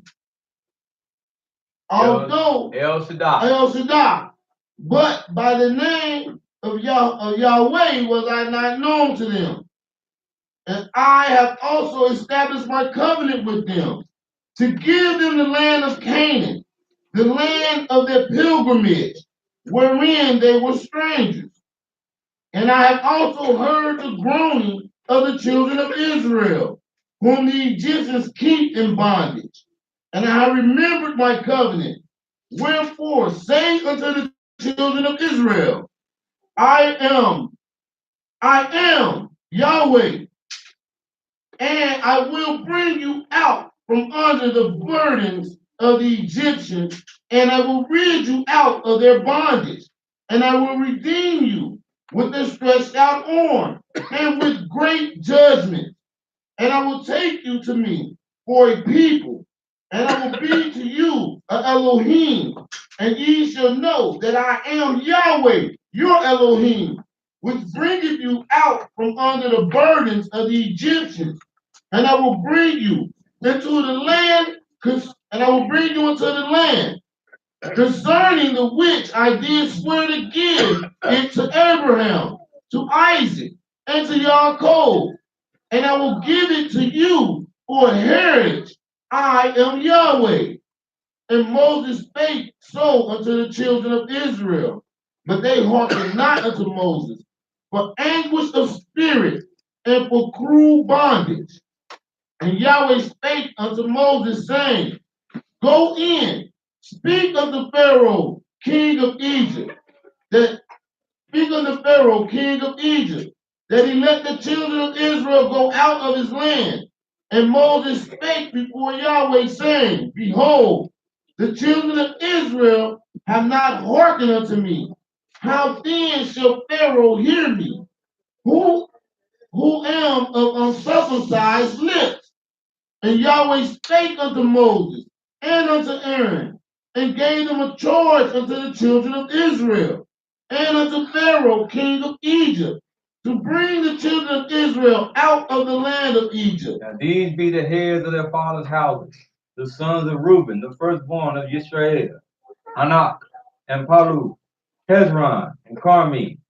These be the families of Reuben, the sons of Simeon, Yemuel, Yamin, Ahad, or Ohad, and Yakin, Zohar, Shoal, the son of a Canaanitish woman. These are the families of Simeon. These are the names of the sons of Levi, according to their generations: Gershon, Kohath, and Merari. And the years of the life of Levi was 137. The sons of Gershon, Livni, and Shimi, according to their families. The sons of Kohath, Amram, Ishar, Hedron, Uzziel. And the years of the life of Kohath were 133. And the sons of Merari, Mahali, and Mushi. These are the families of Levi, according to their generations. Amram took Yogabed, his aunt, to wife. She bare him Aharon and Moshe. And the years of the life of Amram were 137. The sons of Ishar, Korah, Nepheg, Zikri. The sons of Uzziel, Mashael, Elzaphan, and Zithri. Aharon took him Elisheva, daughter of Aminadab, sister of Nahshon, to wife, and she bare him Nadab, Abihu, Eleazar, Ithamar. The sons of Korah, Asir, Elkanah, Abiasaph. These are the family of the Korites. Eleazar, Aaron's son, took him to wife, the daughter of Pethuel, to wife. She bare him Phinehas. These are the heads of the fathers of the Levites according to their families. These are that Aaron and Moses, to whom Yahweh said, Bring out the children of Israel from the land of Egypt according to their armies. These are they which spake to Pharaoh, king of Egypt, Bring out the children of Israel from Egypt. These are that Moses and Aaron. And it came to pass on the day when Yahweh spake unto Moses in the land of Egypt, that Yahweh spake unto Moses, saying, I am Yahweh. Speak thou unto Pharaoh, king of Egypt, all that I say unto thee. Moses said before Yahweh, Behold, I am of uncircumcised lips, and how shall Pharaoh listen to me? Continue. And Yahweh said unto Moses, see, I have made thee a Elohim to Pharaoh, and Aaron thy brother shall be thy prophet. Thou shalt speak all that I command thee, and Aaron thy brother shall speak unto Pharaoh, that he send the children of Israel out of his land. And I will harden Pharaoh's heart, and multiply my signs and my wonders in the land of Egypt. But Pharaoh shall not hearken unto you, that I may lay my hand upon Egypt, and bring forth my armies and my people, the children of Israel, out of the land of Egypt by great judgment.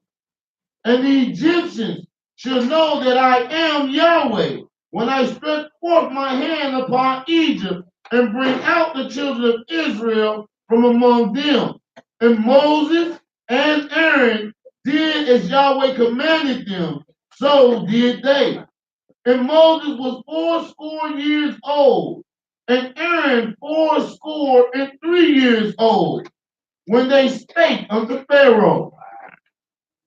And Yahweh spake unto Moses and unto Aaron, saying, when Pharaoh shall speak unto you, saying, show a miracle for you, then you shall say unto Aaron, take thy rod and cast it before Pharaoh, and it shall become a serpent. And Moses and Aaron went in unto Pharaoh, and they did so as Yahweh had commanded.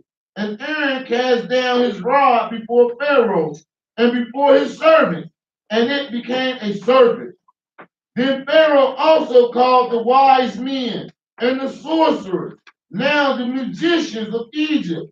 They also did in like manner with their enchantments, for they cast down every man his rod, and they became serpents.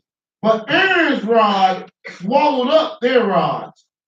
And he hardened Pharaoh's heart, that he hearkened not unto them, as Yahweh has said. And Yahweh said unto Moses, Pharaoh's heart is hardened, and he refuses to let the people go. Get thee unto Pharaoh in the morning. Lo, he goeth out unto the water, and thou shalt stand by the river's brink against thee come, and the rod which was turned to a serpent shalt thou take in thy hand, and thou shalt say unto him, Yahweh Elohim of the Hebrews has sent me unto thee, saying, let my people go, that they may serve me in the wilderness. And behold, hitherto thou wouldest not hear. Thus saith Yahweh, in this thou shalt know that I am Yahweh. Behold, I will smite with the rod that is in my hand upon the waters which are in the river, and they shall be turned to blood. And the fish that is in the river shall die, and the river shall stink, and the Egyptians shall loathe to drink of the water of the river.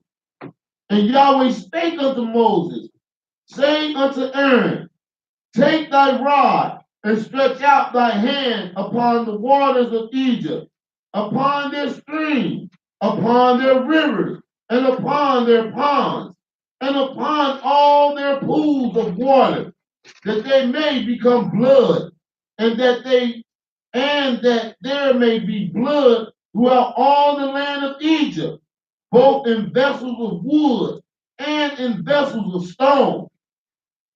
And Moses and Aaron did so as Yahweh commanded. And he lifted up the rod and smote the waters that were in the river in the sight of Pharaoh and in the sight of his servants. And all the waters that were in the river were turned to blood. And the fish that was in the river died, and the river stank, and the Egyptians could not drink of the water of the river. And there was blood throughout all the land of Egypt. And the magicians of Egypt did so with their enchantment, And Pharaoh's heart was hardened, neither did he hearken unto them as Yahweh has said. And Pharaoh turned and went into his house. Neither did he set his heart to, neither did his heart, went into his house. Neither did he set his heart to this also. And all the Egyptians digged round about the river for water to drink, for they could not drink of the water of the river. And 7 days were fulfilled. After that, Yahweh had smitten the river. Now, also understanding now where we at in Goshen and understanding that the flow of the Nile River will flow this way. But after the Almighty is going to start plaguing them, everything is going to start from upper or from lower Egypt and still creep upon all of Egypt. So whereas he met him at the brink of the riverside here in the city where he at, as that water started to flow, the blood was found in all the waters, even when you went down to upper Egypt. They would send word to lower Egypt back and say, man, it's blood down here. The water is blood. He said, I know it's blood up here. That dang on Hebrew is messing with us. So the plagues start from here, but they work their way all the way across Egypt. And Yah said unto Moses, go unto Pharaoh and say unto him, thus said Yahweh, let my people go that they may serve me. And if you refuse to let them go, behold, I will smite all thy borders with frogs.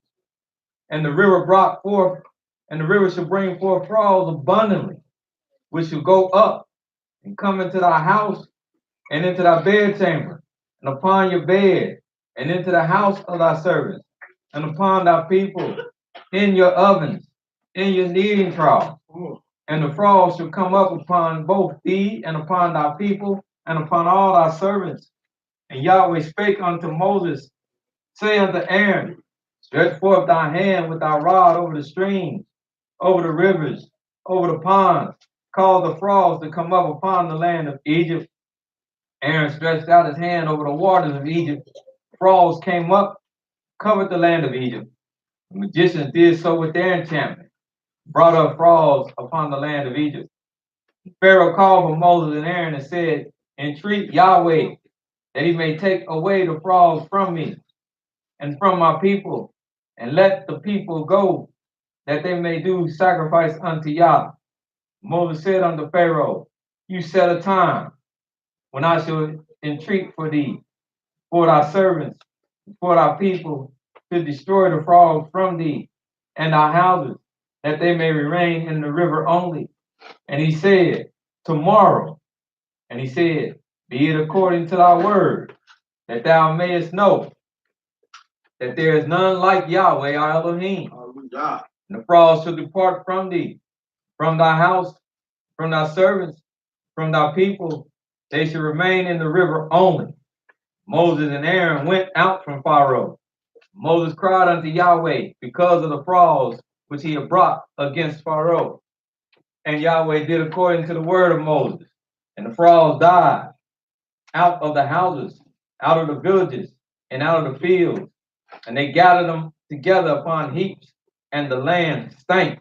But when Pharaoh saw that there was respite, he hardened his heart, hearkened not unto them, as Yahweh had said. Yahweh said unto Moses, say unto Aharon, stretch out thy rod, smite the dust of the land, that it may become lice throughout all the land of Egypt. And they did so. Aharon stretched out his hand with his rod, smote the dust of the earth, and became lice in both man and beast. All the dust of the land became lice throughout all the land of Egypt. The magicians did so with their enchantments to bring forth lice, but they could not. So there were lice upon man and upon beast. Then the magician said unto Pharaoh, this is the finger of Elohim. Pharaoh's heart was hardened, and he listened not unto them, as Yahweh had said. And Yah said unto Moses, rise up early in the morning, stand before Pharaoh, for lo, he cometh forth to the waters. And he said unto him, thus says Yahweh, let my people go, that they may serve me. Else, if thou wilt not let my people go, behold, I will send swarms of insects upon thee, upon thy servants, and upon thy people, into thy houses. Houses of the Egyptians to be full of swarms of insects, also the ground whereon they are. And I, circle this, I will sever in that day the what? The land of Goshen, in which my people dwell. Remember, I told you they never left. That no swarm of insects shall be there, to the end that thou mayest know that I, Yahweh, in the midst of the earth.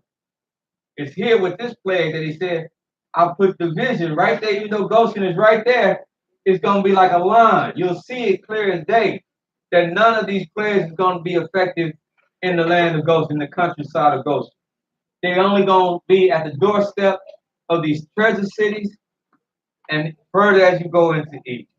That you may know now there is a complete separation between my people and your people. I will put division between my people and thy people. Tomorrow this shall be a sign.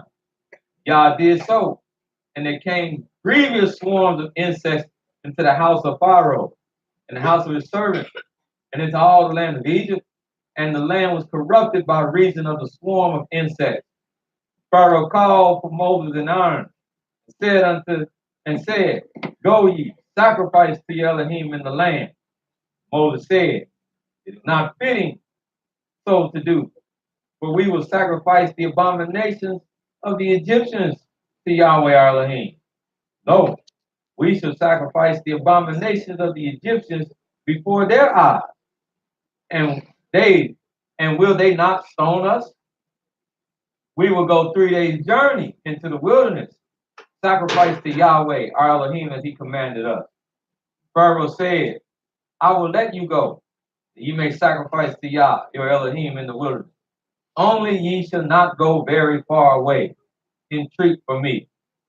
Moses said, behold, I go out from thee, and I will entreat Yahweh that the swarm of insects may depart from Pharaoh, from his servants, from his people, tomorrow. But let not Pharaoh deal deceitfully anymore, and not letting the people go to sacrifice to Yah. Moses went out from Pharaoh and entreated of Yahweh. Yahweh did according to the word of Moses.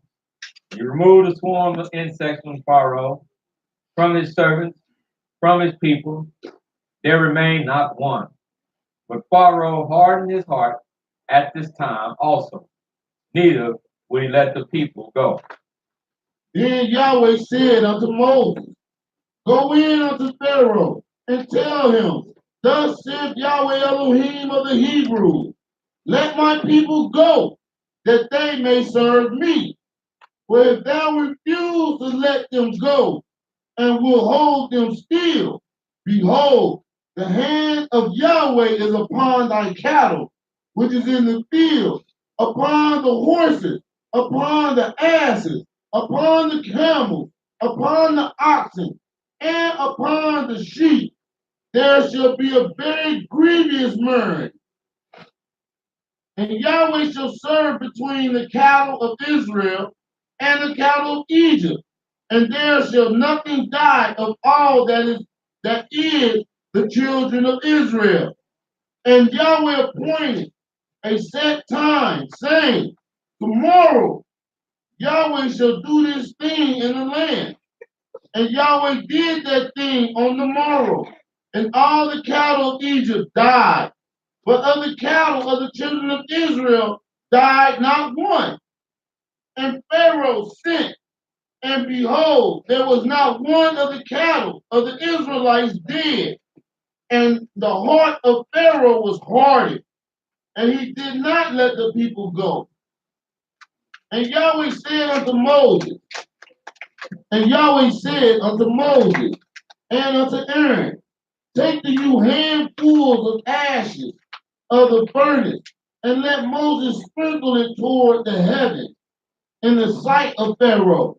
And it shall become small dust in all the land of Egypt, and shall be a boil breaking forth with glands upon man and upon beast throughout all the land of Egypt.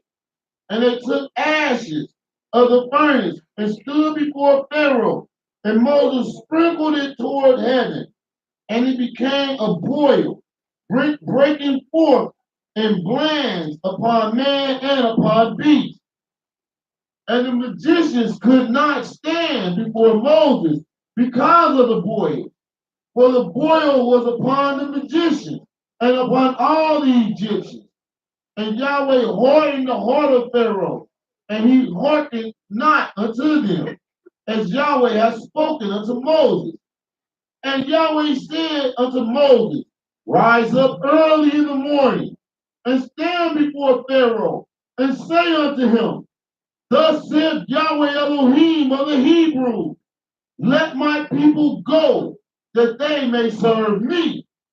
For I will at this time send all my plagues upon thy heart, and upon thy servants, and upon thy people, that thou mayest know that there is none like me in all the earth. For now I will stretch out my hand, that I may smite thee and thy people with pestilence, and that thou shalt be cut off from the earth.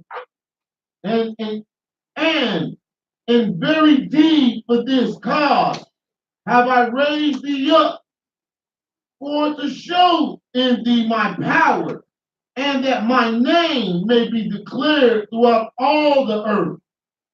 As yet exaltest thyself, as yet exaltest thou thyself against my people, that thou wilt not let them go. Behold, tomorrow, about this time, I will cause it to rain a very grievous hail, such as have not been in Egypt since the foundations thereof, even until now. Send therefore now, and gather thy cattle, and all that thou hast in the field, for upon every man and beast which shall be found in the field, and shall not be brought home, the hail shall come down upon them, and they shall die. He that feared the word of Yahweh among the servants of Pharaoh made his servants and his cattle flee into houses. And he that regarded not the word of Yahweh left his servants and his cattle in the field. And Yahweh said unto Moses, Stretch forth thy hand toward heaven, that there may be hail in all the land of Egypt, upon man, and upon beast, and upon every herb of the field throughout the land of Egypt. And Moses stretched forth his rod toward heaven, and Yahweh sent thunder and hail, and the fire ran along upon the ground, and Yahweh rained hail upon the land of Egypt. So there was hail and fire mingled with the hail, very grievous, such as there was none like it in all the land of Egypt since it became a nation. And the hail smote throughout all the land of Egypt, all that was in the field, both man and beast. And the hail smote every herb of the field, and brake every tree of the field. Only in the land of Goshen, where the children of Israel were, was there no hail. And Pharaoh sent and called for Moses and Aaron, and said unto them, I have sinned this time. Yahweh is righteous, and I and my people are wicked. Entreat Yahweh, for it is enough that there be no more mighty thunderings and hail, and I will let you go. Yea, and ye shall stay no longer.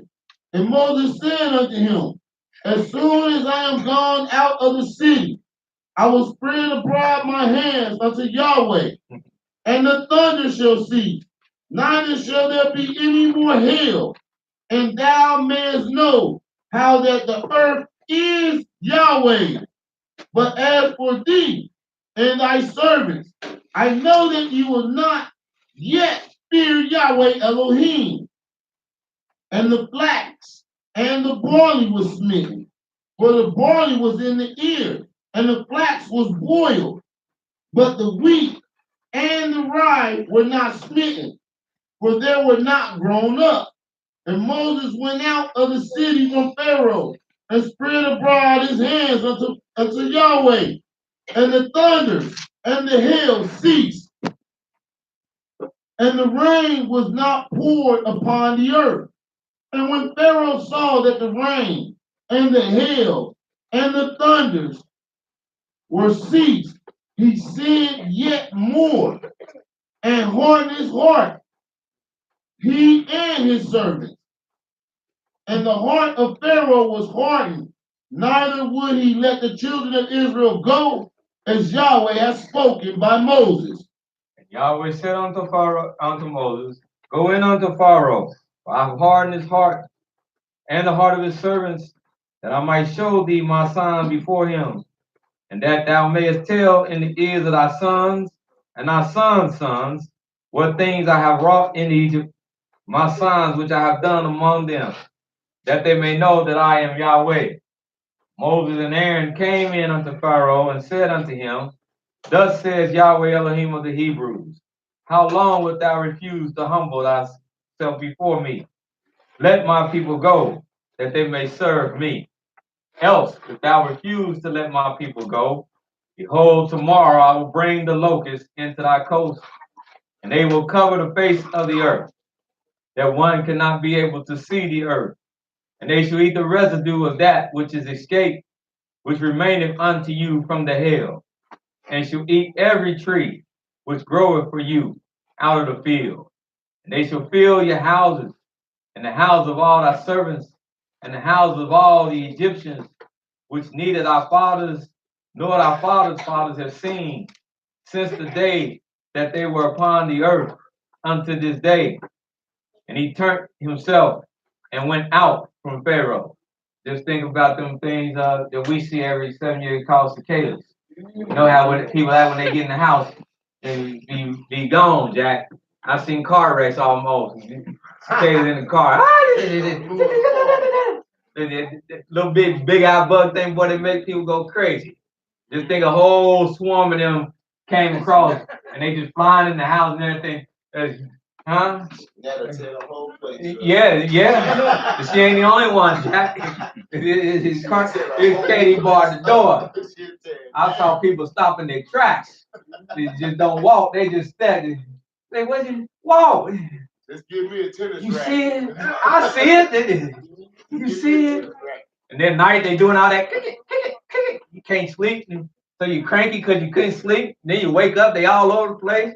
You open up your cabinets, they crawling out your cabinet. But it was a sight what they faced with. And Pharaoh's servant said unto him, How long shall this man be a snare unto us? Let the men go, that they may serve Yahweh Elohim. Knowest thou not yet that Egypt is destroyed? And Moses and Aharon were brought again unto Pharaoh, and said unto them, and he said unto them, Go, serve Yahweh Elohim. But who are they that shall go? And Moses said, We will go, with our young, with our old, with our sons, with our daughters, with our flocks, with our herds. We will go, for we must hold a feast unto Yah. Hey, well, you can't segment us. We all supposed to be there. The young baby's supposed to be there. The old man's supposed to be there. And everybody in between. Supposed to be here to serve Yah. Hallelujah. Huh? That's right. Now, when I was coming up, wasn't nobody left at home. That's a new thing. Right. You want to stay home? Yeah, I don't feel like going to church. Right. Didn't nobody play that when I was coming up. Even if you wasn't at home, even if you wouldn't stay with your aunt. Didn't nobody, she didn't play that. One time, I'm going to stay with Auntie because I ain't got to go to church. If Auntie, come on, boy. You better be up. Right. And they ain't got to come and get you up no 2 or 3 times. Nope. You get one crack. Get up. You go, you turn over if you want to. Next time, boy, that belt, that bat, something gonna hit you. You getting up in. But it was understood to get up because you was understood, go, everybody leave. Don't nobody stay at home. Everybody leave. Huh? Was that how it was? Huh? Y'all talk to me, you know what I'm talking about. You want to stay at home, John? Yeah, I stay at home. And what the hell saying? You ain't got to go, but you got to get out of here.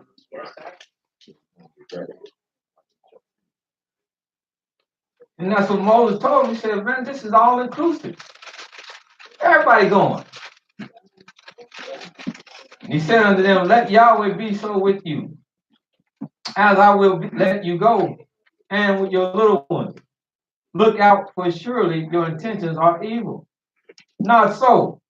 Go now, ye that are men, and serve Yah. See, he just want the men to go. For that ye desire. And they were driven out of Pharaoh's presence. And Yah said unto Moses, stretch out thy hand over the land of Egypt for the locusts. And they will come up upon the land of Egypt, and eat every herb of the land, even all that the hail has left. Wasn't much there, because the hail done burnt it up. Yeah. And Moses stretched forth his rod over the land of Egypt, and Yahweh brought an east wind upon the land all that day, and all that night. And when it was morning of the next day, the east wind brought the locusts, so they traveled all night and some of the day. And when they got there, they was good and ready to devour. Called migration. That's what that's called, migration. And it still happens. And it still happens. And the locusts went up over all the land of Egypt and rested in all the coasts of Egypt. Very grievous were they. Before them there was no such locust as they, neither had it been since. For they covered the face of the whole earth, so that the land was darkened. And they did eat every herb of the land and all the fruit of the trees, which the hail had left, and there remained not any green thing in the tree, or any herb in the field throughout all the land of Egypt. Then Pharaoh called for Moses and Aaron in haste, and he said, I have sinned against Yah, your Elohim, and against you. Now therefore forgive, I pray thee, my sin only this once, and entreat Yahweh, your Elohim, that he may take away from me this death only. And he went out from the Pharaoh and entreated Yah, and Yah turned a mighty strong west wind, which took away the locusts and cast them into the Red Sea. And there remained not one locust in all the coasts of Egypt. But Yah hardened Pharaoh's heart, so that he would not let the children of Israel go. And Yah said unto Moses, stretch out thy hand toward heaven, that there may be darkness over the land of Egypt, even darkness which may be felt. And Moses stretched forth his hand toward heaven, and there was thick darkness in all the land of Egypt for 3 days. They saw not one another. That's how dark it was. Neither rose any from his place for 3 days. But all the children of Israel, had light in their dwelling. Had light where? In Goshen. They right there. They were looking over. See darkness, and they had a bunch of light. Darkness and light of day. I know that darkness. I remember I was in Westwood and stayed there, and they had that power outage. Man, it was dark. That was some of the most dark. And brother walking down the street, I ain't even seen him. I was going to get I ain't even seen him. He walked down, and he crept up. I was like, whoa. I said, no, you got to stay inside, baby. And this is darkness. I mean, it was pitch black. You ain't see nobody. So for 3 days, they was experiencing that. Pharaoh called unto Moses and said, go, serve Yahweh. Only let your flocks and your herds be stayed. Let your little ones also go with you. See, trying to keep something back to keep them to have a reason to come back. And Moses said, thou must give us also sacrifices, burnt offerings, that we may sacrifice unto Yahweh Elohim. So our cattle shall go with us. There should not be a hoof left behind. He want everything. I want it all. Yeah. But therefore must we take to serve Yahweh Elohim. And we know not with what we must serve Yahweh until we come there. We need everything because we don't know exactly what he gonna call us to use and how to use it. So we want everything at our disposal. But Yah hardened Pharaoh's heart, and he would not let him go. Pharaoh said unto him, get thee from me. Look at this. Pay strict attention to this. Get thee from me. Take heed to yourself. It's a threat. See my face no more. For in that day that you see my face, you will surely die. And Moses said, thou hast spoken well. He wasn't afraid of nothing. He didn't get scared of nothing. He said, you spoke well. I will see your face again no more. But notice how he worded that. Get thee from me. Take heed to yourself, Moses. See my face no more. For in that day you see my face, you will die. He telling me the next day you come before my presence, the next day you come before my presence, I'm going to kill you. The next day. And Moses said, well, you spoke well. I won't see your face no more. I'm going to see your face tonight. Not in the day. Not in the day. But you will see my face. You will call for me. Go ahead. Hallelujah. And Yahweh said unto Moses, yet will I bring one plague more upon Pharaoh and upon Egypt. Afterwards, he will let you go hence. When he shall let you go, he shall surely thrust you out hence altogether. Speak now in the ears of the people, and let every man borrow of his neighbor, and every woman of her neighbor, jewels of silver and jewels of gold. And Yahweh gave the people favor in the sight of the Egyptians. Moreover, the man Moses was very great in the land of Egypt, in the sight of the Pharaoh's servant, and in the sight of the people. And Moses said, thus said Yahweh, about midnight will I go out into the midst of Egypt, and all the firstborn in the land of Egypt shall die, from the firstborn of Pharaoh that sitteth upon his throne, even unto the firstborn of the maidservant that is behind the mill, and all the firstborn of beasts. And there shall be a great cry throughout all the land of Egypt, such as there was none like it, nor shall be like it any more. But against any of the children of Israel shall not a dog move his tongue, against man or beast, that ye may know how that Yahweh do put difference between the Egyptians and Israel. And all these thy servants shall come down unto me, and bow down themselves unto me, saying, get thee out, and all the people that follow thee.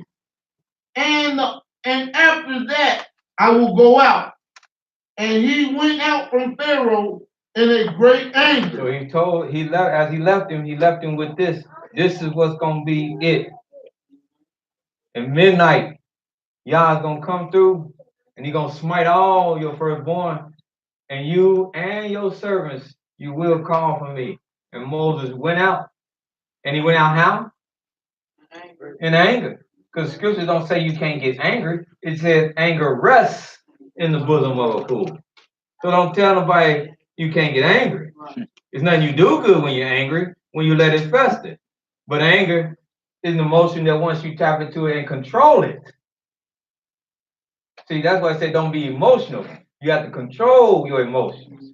But your emotions are there to get a desired effect out of you. Fear is there to get a desired effect out of it, but you can't let it grip you and control you. You must control it and use it to catapult you to where you want to go. I fear losing. I'm in this boxing match. I fear losing. I fear having this taken away from me, having that taken.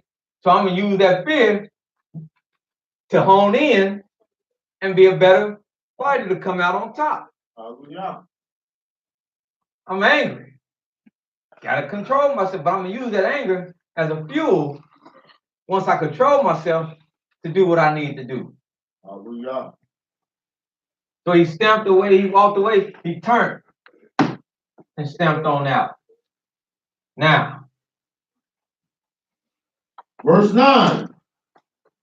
Exodus 11, verse 9. And Yahweh said unto Moses, Pharaoh shall not hearken unto you, won't listen to you. that my wonders may be multiplied in the land of Egypt. And Moses and Aaron did all these wonders before Pharaoh.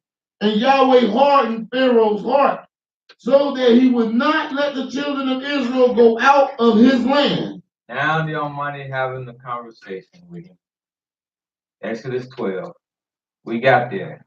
Hallelujah. A little bit over 8, but this is it.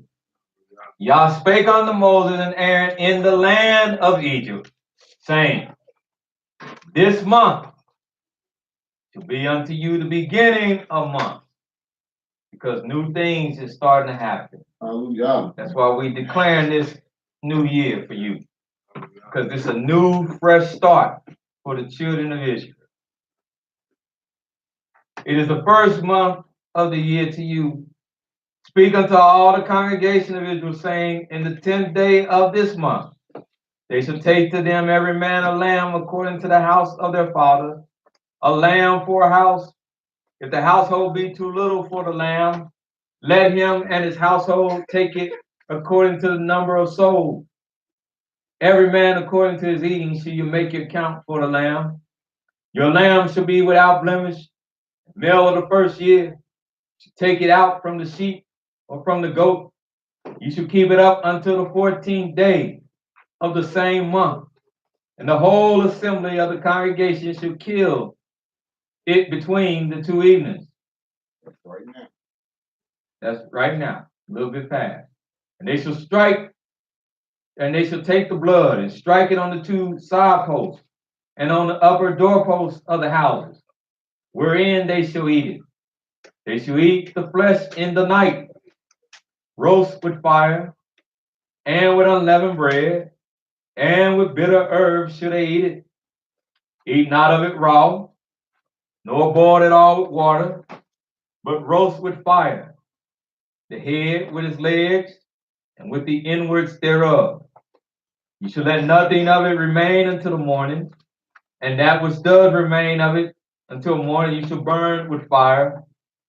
Thus shall you eat it, with your loins girded, shoes on your feet, staff in your hand, for ye shall eat it in haste, quick, for it is Yahweh's Passover. For I will pass through the land of Egypt this night, smite all the firstborn in the land of Egypt, both man and beast, and against all the deities of Egypt I will execute judgment. Everything they've been praying to and would have had you praying to, brainwash you to serve, I'm going to smite and execute vengeance against all of it. For I am Yahweh. The blood shall be to you a token upon the houses where you are. And when I see the blood, I will pass over you. The plague will not be upon you to destroy you when I smite the land of Egypt. And this day shall be unto you a memorial. That's what it was for us today. Hallelujah. Ye shall keep it a feast to Yah throughout your generations. You shall keep it a feast by an ordinance forever. And 7 days shall you eat unleavened bread. Even the first day you shall put away leaven out of your houses. Whosoever eateth leavened bread from the first day unto the 7th day, that soul shall be cut off from Israel. In the first day, there shall be a holy convocation. What day was that? 14. 15. And in the 7th day, there shall be a holy convocation to you. No manner of work shall be done in them, save that which every man must eat. That only may be done of you. You shall observe the feast of unleavened bread, for in this selfsame day have I brought your armies out the land of Egypt. Therefore ye shall observe this day in your generation by ordinance forever. In the first month, on the 14th day of the month, at even, you shall eat unleavened bread, until the 21st day of the month, at even. That's 7 days. 15, 16, 17, 18, 19, 20th, 21st. We'll have a holy convocation that day. That's the Shabbat. 7 days, there should be no leaven in your houses, so that you don't even be tempted to eat leavened bread. Whosoever eateth that which is leavened, that soul will be cut off from the congregation of Israel, whether he be a stranger or whether he be born in the land. Ye shall eat nothing leavened, in all your habitations ye shall eat unleavened bread. Then Moses called for all the elders of Israel and said unto them, draw out and take you a lamb according to your families, kill the Passover. You should take a bunch of hyssop and dip it in the blood that is in the basin, and strike it upon the lintels, and strike it upon the 2 side posts with the blood that is in the basin. And none of you shall go out of your house, the door of your house, until the morning. Once you are set up, do not leave. For Yahweh will smite through the land of Egypt and smite the Egyptians.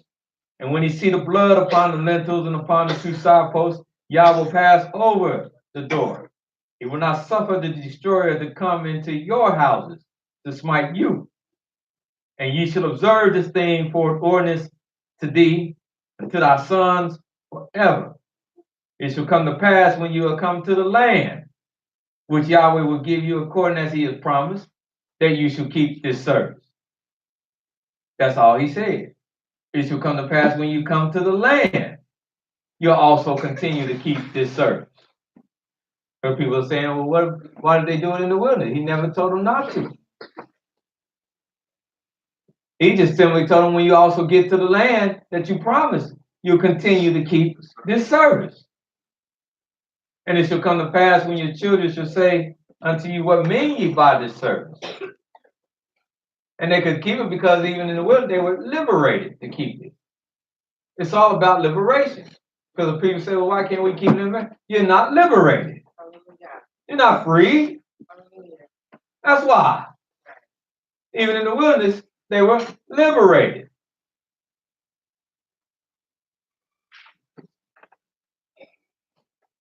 That ye shall say, it is a sacrifice of Yahweh's Passover, who passed over the houses of the children of Israel in Egypt, when he smote the Egyptians and delivered our houses. And the people bowed their head and worshiped. The children of Israel went away and did as Yahweh had commanded Moses and Aaron. So did they.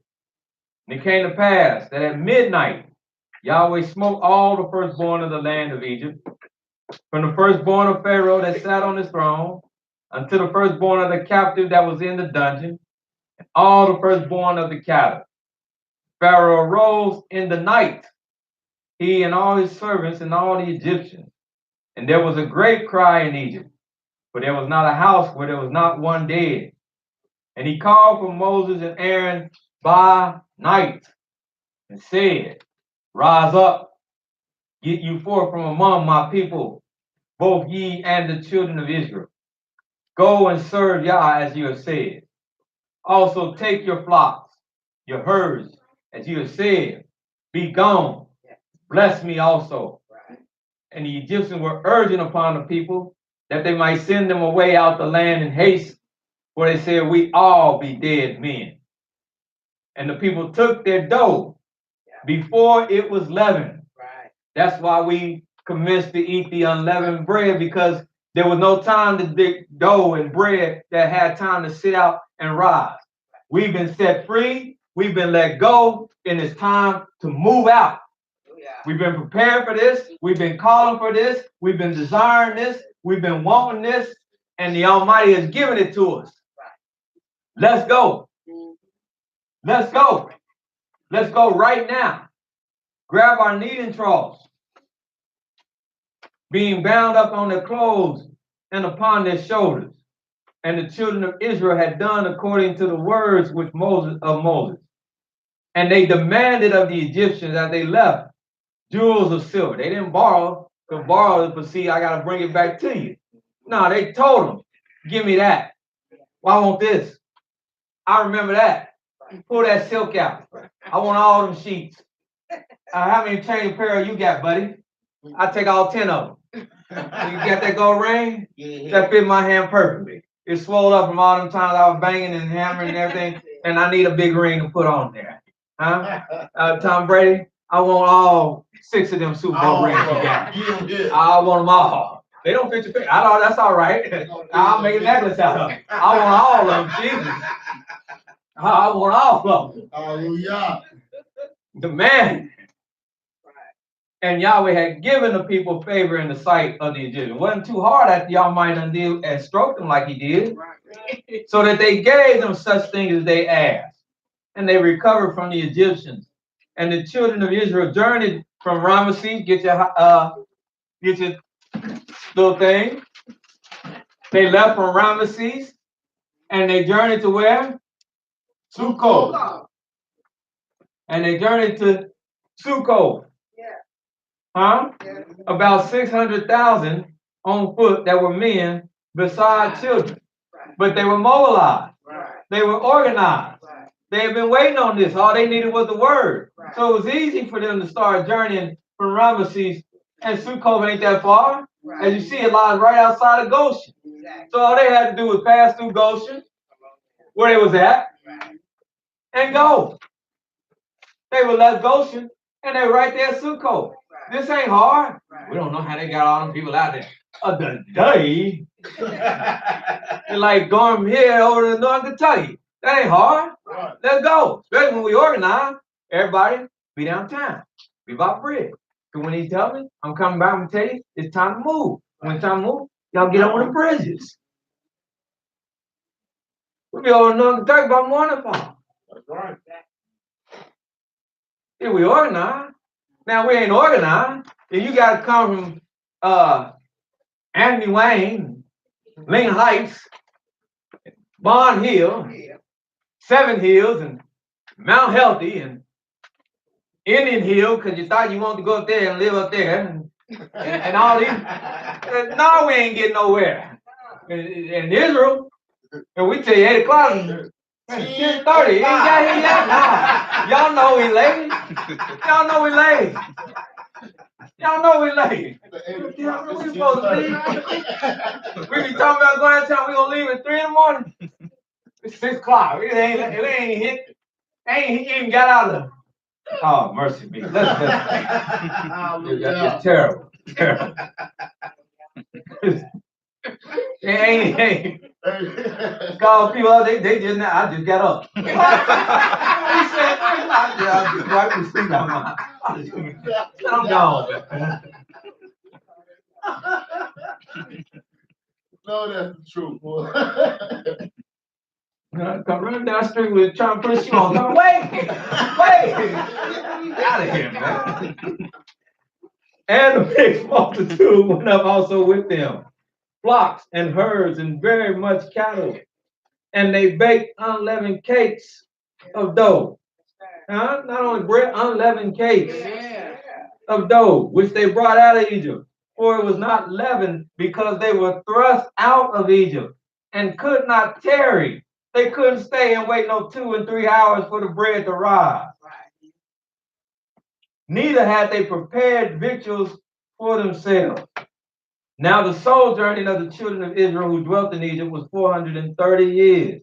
And it came to pass at the end of 430 years, even the self same day, it came to pass that all the hosts of Yah went up out the land of Egypt. It is a night to be much observed unto Yah. What night? Night of the Passover. The night of the Passover. The Tonight. night of the 14th. Tonight. This is the night to be much observed unto Yah. Hallelujah. To never forget it. That night, when he stroked the Egyptians, and that was what made them let you go. It was that night that you never forget. Because that's the night he had enough and said, get ye, you're gone, be free. I don't want to deal with you no more. Don't forget that night. It's a night to be much observed for bringing them out the land of Egypt. Yes, we left that day, but we were set free through the course of that night. That's when the edict came. When he brought us forth. Yes, this is the night. This is that night of Yah to be observed of all the children of Israel in their generation. And Yah said unto Moses and Aaron, this is the ordinance of the Passover. That's why I go back to talking about the Passover. There shall no stranger eat thereof, but every man's servant that is brought for money, when you have circumcised him, he's not circumcised. He can't be here enjoying this. There's things you have to do. There was an old song, young lady sing. Say, if you want to be with me, you got to have a J-O-B. If you want to be with me. Huh? Well, it's saying with the Almighty, it's things you have to have. It's things you have to do. And one of them is this. If you want to be anywhere near and dwell with the children of Israel, snip, snip. Snip, snip. This got to be done. Well, I ain't no Israelite. Are you going to be with it? Yeah? You unclean. You just got to go. I got to think about that. Well, you think about it while we're moving out. Catch up with us. But if you're going to be with us, you got to play by our rules. We've been playing by y'all rules long enough. Well, y'all didn't believe in circumcision. That wasn't a big thing for y'all. Huh? Now, a big thing for us. Huge thing for us. With us. Huge. We don't want nobody walking around that ain't circumcised. Hallelujah. Oh man, that's how big. Why that's so big? Don't worry about why. Do it. I gotta do it. You gotta do it now. That's why. That's why. I gotta eat these grits. You gotta eat these grits. Hallelujah. Get those separate menus. Lumps and all. Lumps and all. But every man's servant that is brought with money, when thou hast circumcised him, then he shall eat thereof. A foreigner and a hired servant, somebody that can come and go and pass through, he can't eat it. Man, that sure look good. I know. Pass me another one of them legs. I can't get no. There you go. $5. That's what work he did today? All right. You know. In one house shall it be eaten. Thou shalt not carry forth aught of the flesh abroad out of the house, neither shall you break a bone thereof. So this wasn't one of them kind of feasts where you get a to-go plate. Didn't nobody wrap up nothing. This was to be eaten in the house. That's where it was to be eaten at. Nobody walking out with no lamb shank eating on it, talking about taking this home. All the congregation of Israel shall keep it. And when a stranger will stay with you, when he will sojourn with you, when he will desire to keep the Passover to Yah, let all his males be circumcised. He mentioned it again. When he want to sojourn with you. When a stranger want to sojourn with you. When he want to be with you. When he desire to be with you and stay in the bowl with you and link himself to you. First thing you want to do is Israel, you want to get him what? Circumcised. Nip. Huh? Well, when I was considering, at one point, getting in the foster care and all that. But sometimes you can't make them call on them babies. Because they in foster care, but you don't have that call like that. The baby might come to you. Nah, in my house, you got to sniff. Can't do that. Right.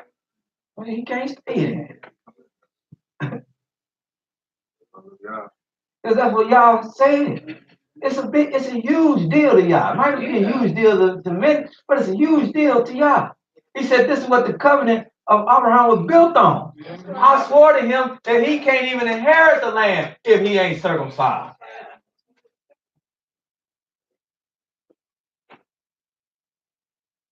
So he said to strangers, let him be circumcised, then let him come near and keep it.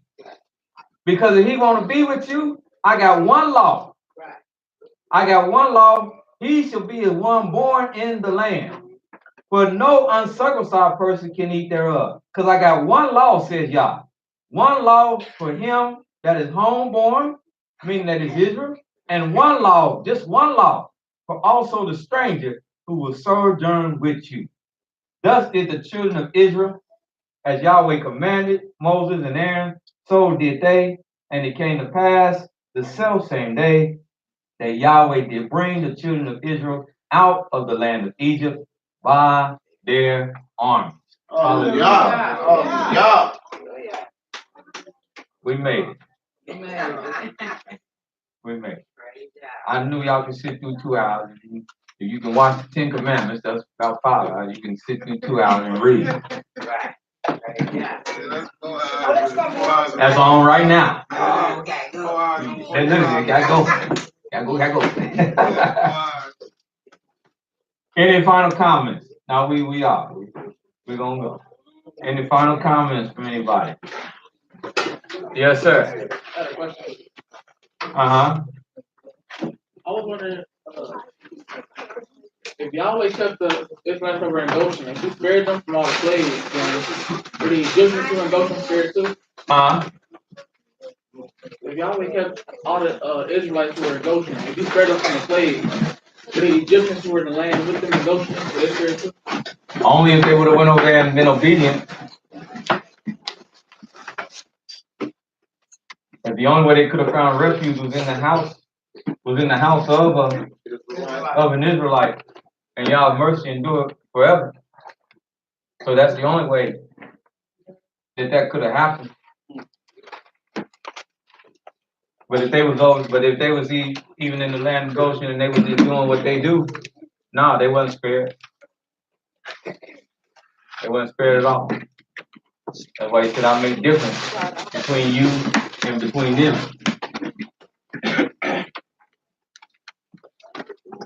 That mixed multitude, they gave up their ways. That's why they were able to come out.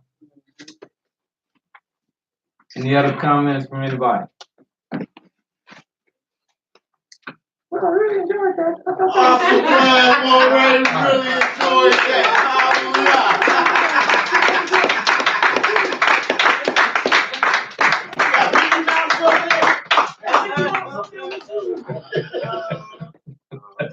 Wonderful class.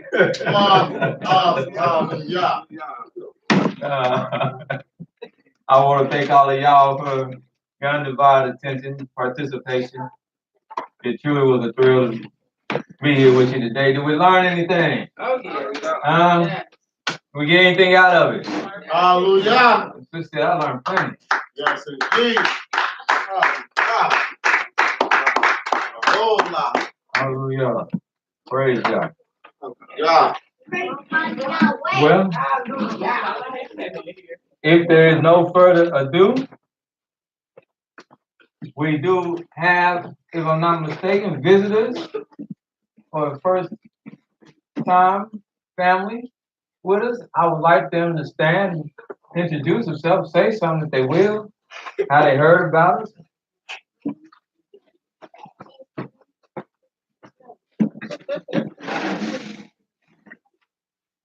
Hello, shalom. Shalom. Shalom.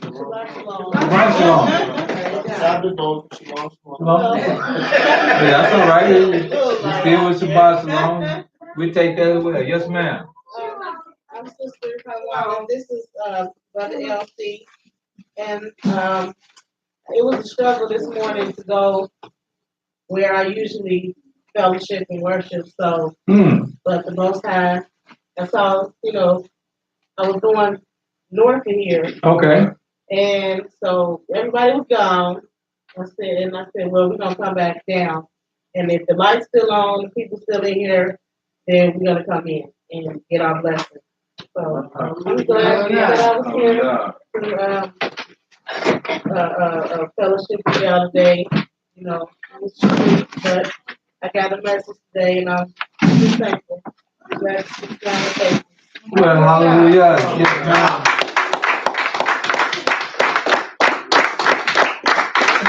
We are elated and happy to have you here with us. Like you said, it was brief, but we hope this won't be the first and the last time. We hope that you'll come back and spend a little more time with your brothers and sisters and your family. We would love to have you. And may I be so intrusive as to ask where one of the other places that you fellowship in? Normally, I go to House of God on Reading Road. Bishop Campbell. Yes, ma'am. Yes, ma'am. Okay, yes. Quite familiar with Elder Campbell. I've met him several times. So yes. Yes, ma'am. But as I said, we are glad and most elated that you chose to stop by. Your Almighty directed you to our doorstep, our little humble abode. We pray and earnestly ask that He will maybe allow us to see each other again and you fellowship with us again. We would definitely love to have you. You got a seat with your name on it. Okay. And yes, ma'am, right there. Right there. And so we hope to see you again. And y'all's will.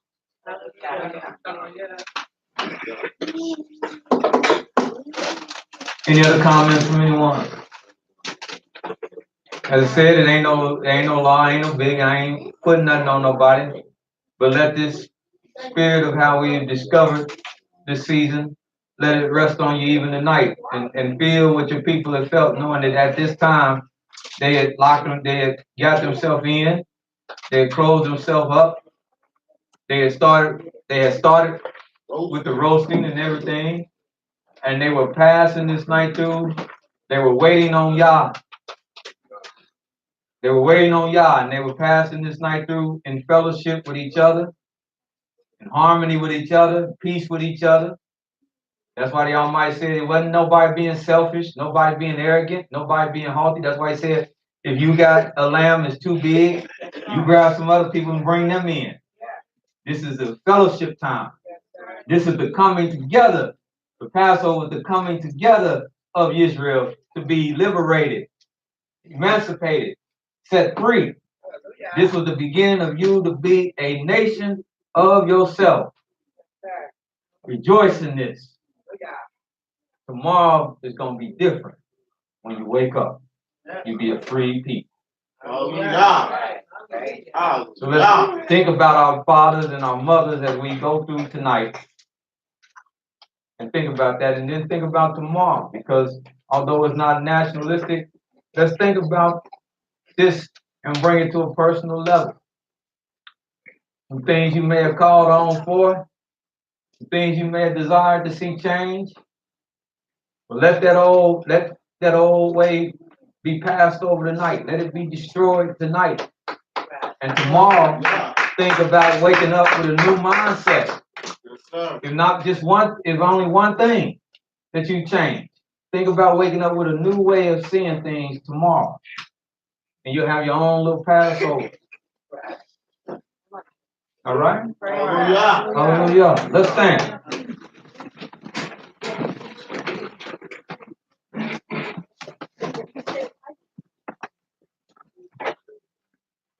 Shema, Yisrael, Yahweh, Eloheinu, Yahweh, Akkad, Hear Israel, Yahweh Elohim, Yahweh is one. Yebareka, Yahweh Yismareka, Yahweh Yahweh, Paneleka, Watuneka, Yisa Yahweh, Paneleka, Wayasim, Leka Shalom. Yahweh bless thee and keep thee. Yah make his face shine upon thee and be gracious unto thee. Yah lift up his countenance upon thee and give thee peace. Hallelujah! Hallelujah! Hallelujah! Hallelujah! Hallelujah! Hallelujah! Praise the mighty Yahweh. Yah is righteous all the time. Both day and night. Hallelujah.